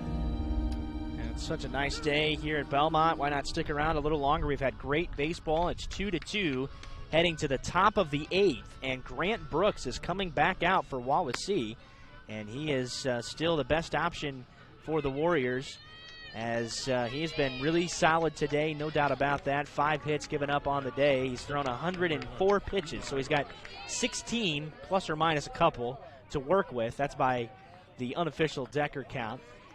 And he is still the best opportunity, Wawasee feels, for them to win the game and try to keep this thing tied heading to the bottom of the 8th, where they'll come back to the plate. There's been bullpen action really all afternoon for Wawasee, but Brooks hasn't been in trouble the last couple innings.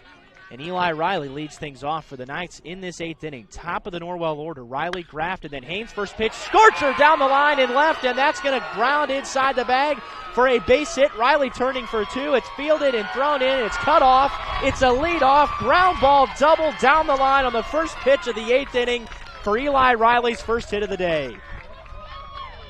What a start for Riley in this 8th inning. That was right down the line, and the third baseman, Meek, isn't playing that far off the bag. Just playing shallow. And now Luke Graft is likely in a bunt situation here, as he is 1 for 3 today, and he's not bunting. Checks his swing on the first opportunity. They'll check down at third. John Fry says no. Ball 1. The pitch was in the dirt.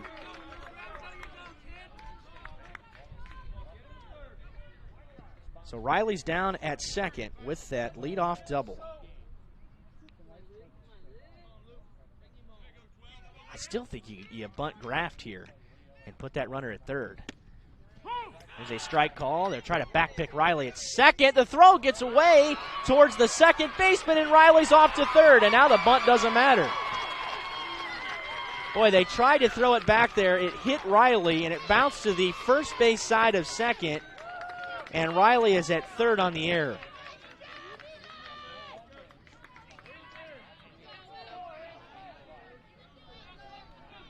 Huge, huge play in this game. That error charged to Parker Young. It's his 7th error of the year, and the Wawasee team has struggled with that all year long. Brooks into his windup with that runner on third. 1-1, nobody out. Ground ball is going to get the run in, and it goes through the infield into shallow center, and the Knights have retaken the lead. Norwell jumps in front. They tied it earlier. They have gone in front for the first time here today. Luke Graft, the ground ball single to make it 3-2 here in the 8th. It's the 7th Norwell hit of the day, and they continue to leave Grant Brooks out there. He's got 108 pitches. Here's Rocco Haynes. Huge danger time here for the Knights. Graft back into first. He's a guy that could steal second at any point. Might try to test Young here, especially with nobody out.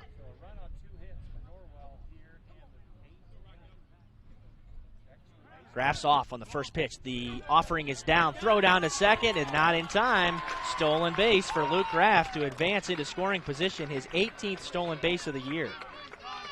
The 2nd of the day, by the way. And they're going to put Rocco Haynes aboard now. So that didn't really matter. Yeah, that's not surprising. I think that's a great, great call, even though you've got nobody out. And now they're going to come out and probably make a pitching change with nobody out, runners at first and second. They're out there talking about it. He's got 109 pitches. The other thing is that high school baseball doesn't have, that got changed several years ago and is like that now across most levels, is you don't have to throw the pitches on an intentional walk. Just signal to the umpire that you want to put him on. That's what they did to Rocco Haynes there, and I don't fault Wawasee at all for trying to put Haynes on, even though you've got nobody out. And now Brody Bolin, who's certainly not anything to blow your nose about, you've got him right behind him, and if he shoots the gap, now it's 5-2 instead of at least giving a shot at getting Haynes. Those are the decisions that teams have to make in a tournament atmosphere. Here's Brody Bolin, wide stance in that box, 1 for 3, single, line out, strikeout for him today. And they'll bluff an inside move to second. Brooks has 11 pitches to work with, we think, before he reaches his limit here today. Brooks' first pitch to Bolin's ground ball left side through the infield, a base hit. Graft touches third. They're going to try to shoot him at the plate. The throw is cut off. They'll try to throw to third. Runners now at second and third. Ground ball single for Bolin to make it 4-2. Luke Graft scoring all the way from second. Haynes over to third. Bolin takes second on the throw, and the Knights have taken a 2-run lead, and that's going to spell the end of Grant Brooks' day. Still nobody out in the top of this 8th inning. We're in extras here at Belmont. and Wawasee will have to go to the bullpen to make a change. It was an excellent performance by Grant Brooks, but the Knights are now in control in the 8th inning on WellsCountyVoice.com.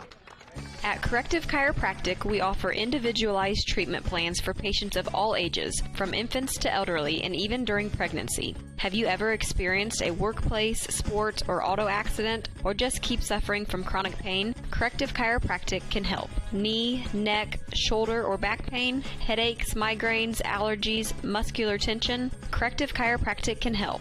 I'm Dr. Josh Bell from Corrective Chiropractic, serving Bluffton, Yoder, Decatur, Bern, Montpelier, and the surrounding area to help you feel and function better. Schedule your appointment today at 260-353-1400 and let Corrective Chiropractic help you along your journey to health and wellness. Corrective Chiropractic, 360 North Main Street, Suite A, Dutch Mill Plaza, Bluffton, Indiana.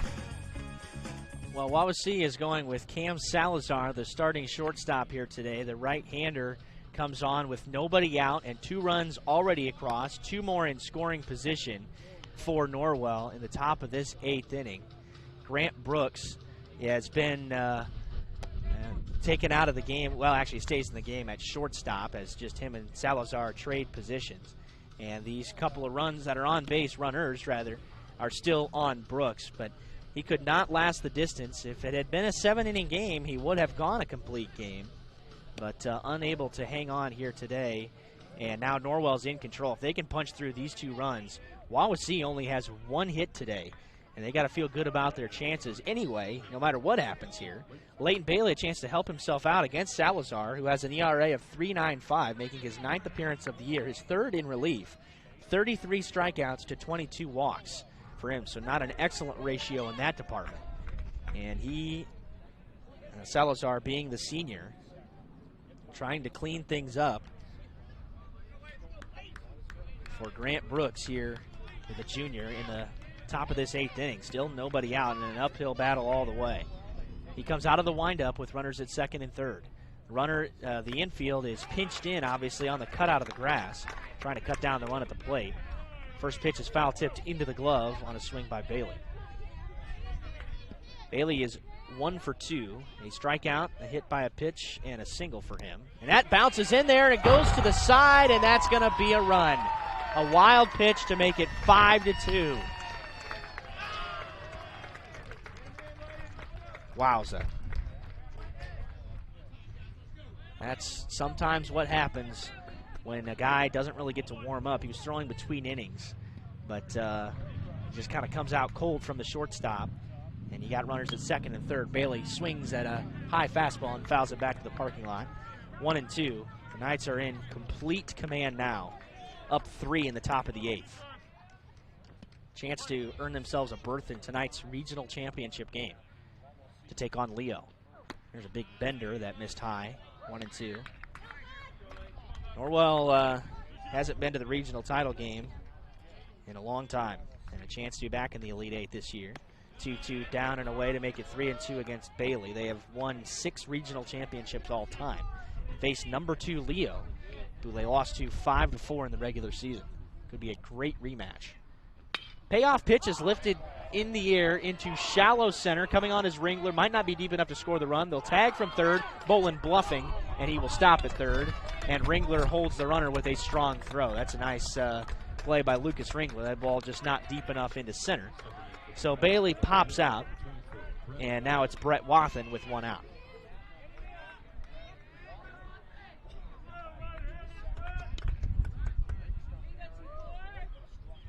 Wathen did put a ball into play, a ground ball to 3rd. Other than that, hit by a pitch and in strikeout. Oh, man, they tried to squeeze him in there. Bolin was way down the line. Wathen pulled back on the pitch. It was called a strike. I don't know if it was must have been safety squeeze because Bolin got back with 1 out. There's an off-speed pitch that missed high. Salazar hasn't been able to locate that yet in his first couple of tries. 1-1 to Wathen. Infield still in. Salazar still out of the windup. 5-2 Norwell, 3 here in the 8th. Swing and a miss on a changeup in the dirt. 1-2. Wathen, and then it's Josiah Leidig again. The 1-2. Ugly looking wave and a miss by Wathen. And he is out of there for the second out. That is his second strikeout of the day. Knights had a runner at third, nobody out. Haven't been able to score that one yet, even though they've already gotten 3. Here comes Leidig. Popped up to center. Actually, the shortstop, Salazar, was able to range behind the second base bag to make the grab. First pitch to Leidig's off the plate for ball 1.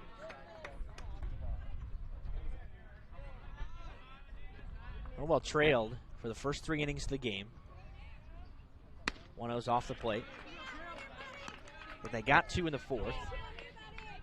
And they have put together a little hit parade here in this 8th inning. Fastball down and away. 3 balls and no strikes to Leidig. They did the work against Grant Brooks, the starting pitcher for Wawasee today. It's now Salazar, 3-0. There's a get-me-over fastball on the black, called a strike. Leidig hasn't had a hit in a long time. Shelton's basically been starting for him. The 3-1 pitch, lift in the air towards left, relatively deep, going back is Beer towards the line. He is at the line, and that ball will drop foul. He's unable to get there. So we'll run the count to 3-2. Leidig with solid contact there. Got under it a little bit. Didn't miss it by all that much. Wind is blowing in from left. Has been all day. Gusts at times. At other times, it really becomes pretty calm. It's been a comfortable day out here. Payoff pitch to Leidig, and he missed it for ball 4. Not even close. It was left above the head of Leidig. And that puts runners at the corners with 2 out. So Leidig draws a walk, which is something he's so good at. He walks more than he strikes out, 17 and 15 times respectively on the year.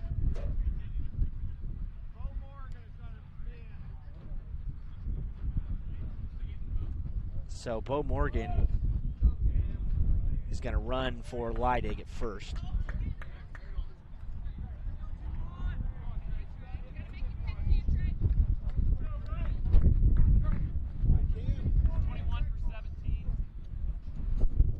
Now the Knights make another sub. They will pinch hit Trey Bodenheimer for Luke McBride.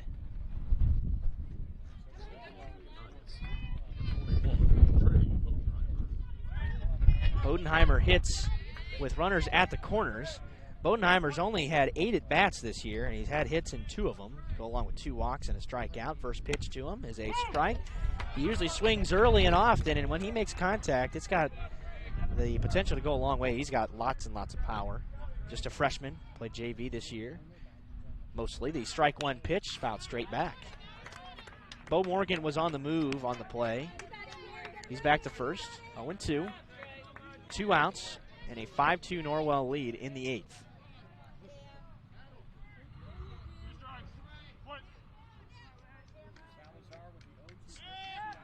8th. Salazar goes to third. Now the runner breaking for the plate, and he scores. It was a pickoff play. He bluffed to third, and then Salazar went back to first. They threw it to first, and then Bolin was breaking toward the plate, right on the plate, and he makes it 6-2. So just a complete mistake there by Wawasee's defense, and they have imploded in this 8th inning as Brody Bolin gets a steal of home. And Morgan to second. The strike 2, grounded weakly towards third. It's bobbled, and that is going to be another base runner for the Knights as Bodenheimer will reach on the air. And now Wawasee can't get out of the inning.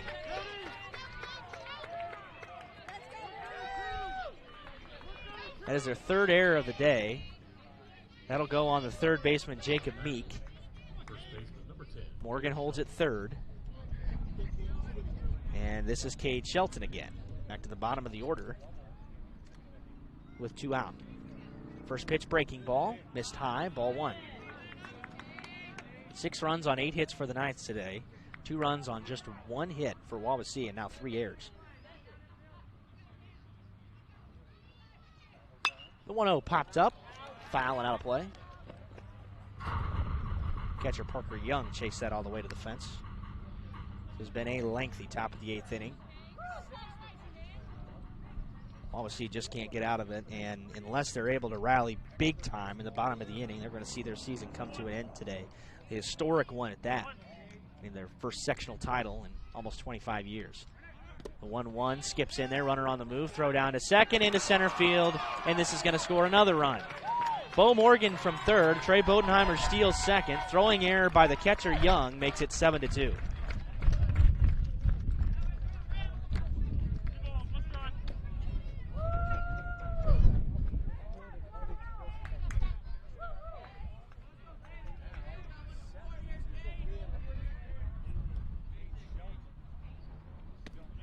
That pitch to Shelton's down and in, and it gets by the catcher again and goes to the backstop, and it's 3-1, and this is getting hard to watch here for Wawasee, who was solid all day.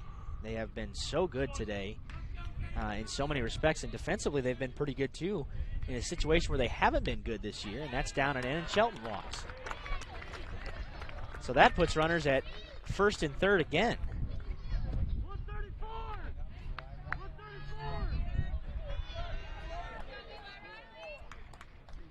All right, here comes Riley back to the top. The Knights have hit around in the top of this 8th inning. Riley led off the inning.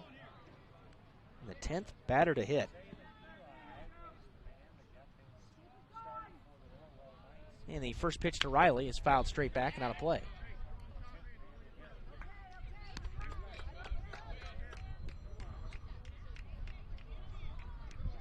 5 runs across in the top of this 8th inning for Norwell to unlock the tie in a regional semifinal game. 0-1 lifted in the air towards center, high, but not all that deep. Ringler now coming in, the wind pushing it back towards the infield. Adam Beer, the left fielder, will come on to call him off, and he will make the grab to retire the side. Not before the Knights get 5. They lead 7-2 and are in complete control with 3 outs away from a regional championship berth on WellsCountyVoice.com. Bluffton Roofing Incorporated prides themselves on developing a long-term relationship with their customers, listening to their needs and suggesting the proper course of action, be it preventative maintenance, repair, or replacement. Bluffton Roofing and owner James Worth are GAF certified and are certified weather stopper roofing contractors. Bluffton Roofing is fully insured, protecting you and your home. Call 824-3564 or 307-6313. Bluffton Roofing Incorporated. Quality first home improvements. Nick Huffman, a Bluffton High School graduate, is ready to help you buy, sell, or build your dream home. If you're ready to start a new chapter in your life, now's the time. With historic low interest rates, houses are moving at lightning speed. Whether you need single-family, multifamily, agricultural, commercial, property management, mixed use, or land development, give Nick a call or text at 827-8255 or send him a message on Facebook at Real Estate by Nick Huffman. Nick is located at the Steffen Group at 107 West Market Street in Bluffton. His number again is 827-8255. Grant Brooks leads things off for Wawasee here in the bottom of the 8th. They need a bunch. They've got Brooks, Young, and then Turner coming to the plate here in this 8th inning. And they gave up 5 runs in the top of this inning. Grant Brooks was the starting pitcher for the Warriors today and went 7 complete and then just couldn't get himself out of the 8th. He turns on the first pitch of the inning and lines it into right for a base hit. It's fielded on a hop down there by Morgan. And Brooks will stop for a single, but it's a first pitch base hit. Just Wawasee's second hit of the day, and he's got both of them. How often do you see that, especially in a regional game?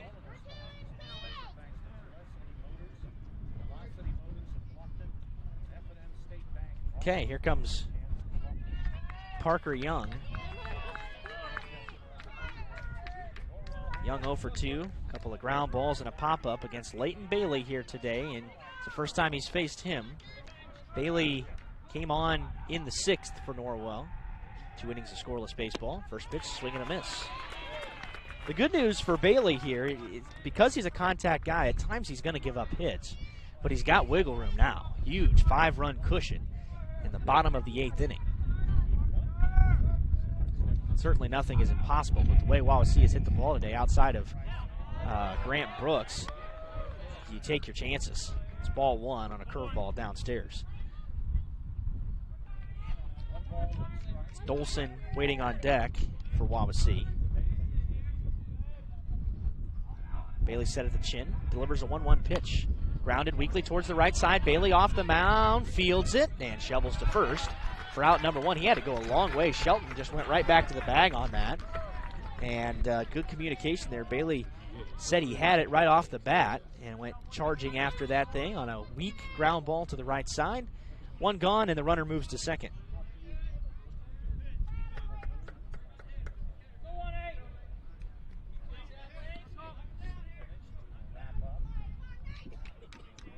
Comes Colt Dolson.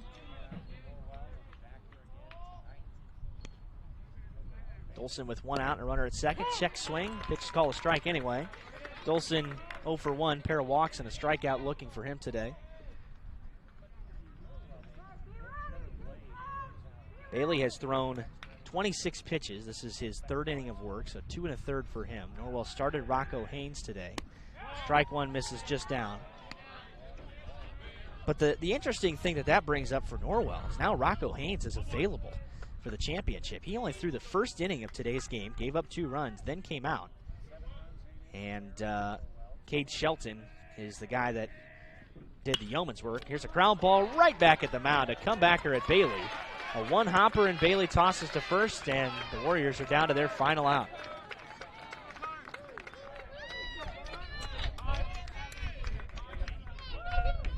But anyway, Rocco Haynes is going to be available here in the championship tonight, and he almost beat Leo when they met in the regular season. And Leo had to use Pappenbrock today. And they also brought in Coley Stevens at the end of the game to nail down the final couple outs. This is a pinch hitter for Wawasee, Carr Reinhard, the senior, who is 5 for 19 this year. Reinhard is trying to keep this Wawasee contest alive. Here's a first pitch fastball right at the belt for a strike. Boy, Bailey has worked ahead all day long. The strike 1, swing and a miss. Reinhard down 0-2. Norwell fans come to life a little bit here. In the bottom of this 8th inning, the Knights up 7-2. Trying to nail down one final out for a spot in the regional title game. And the fastball misses away. Ball and 2 strikes here to Reinhard. The last chance for Wawasee. Stands with a slight frame, middle of the box. Set at the chin, 1-2 from Bailey. Swing and a miss! And the Knights win in extra innings. Norwell wins 7-2. They get 5 in the top of the 8th. They did not take their first lead of the game until the 8th inning. They gave up 2 in the bottom of the 1st, scored 2 in the 4th, and then got 5 in the top of the 8th to win 7-2 and advance to the Elite 8 contest tonight with Leo in a Northeast 8, an all Northeast 8 regional championship game. Leo number 2 in the state. They won the first contest 5-4 against Norwell in Ossian with 2 runs in the 6th and 2 in the 7th for a comeback win. Norwell was up 4-1 going into the 6th inning in that game, so that should be a dandy. But Cade Shelton gets the work done today. He doesn't get the win. Bailey gets the win. The Knights took the lead when he was on the mound, but Shelton was the biggest guy on the mound for the Knights today. Bailey comes in for the last 3 innings. And offensively today, the Knights had nice balance to the top and the middle of that lineup. Scratch across 8 hits. They out-hit Wawasee 8-2, and they win 7-2 in extra innings in the regional semifinal game. There are only 8 teams left in Class 3A. Norwell's one of them. So is Leo. We'll be back at 8 o'clock for tonight's championship game here in Decatur on WellsCountyVoice.com. Thanks so much for joining us. On behalf of our owners, Scott and Dale Mentzer, I'm Derek Decker saying so long and God bless. We hope you enjoyed this broadcast of high school sports on the Voice Enterprises. Remember, none of this would be possible without the continued support of our sponsors. Please use their services whenever possible, and when you see them, tell them thank you. Join us again next time on the Voice Enterprises.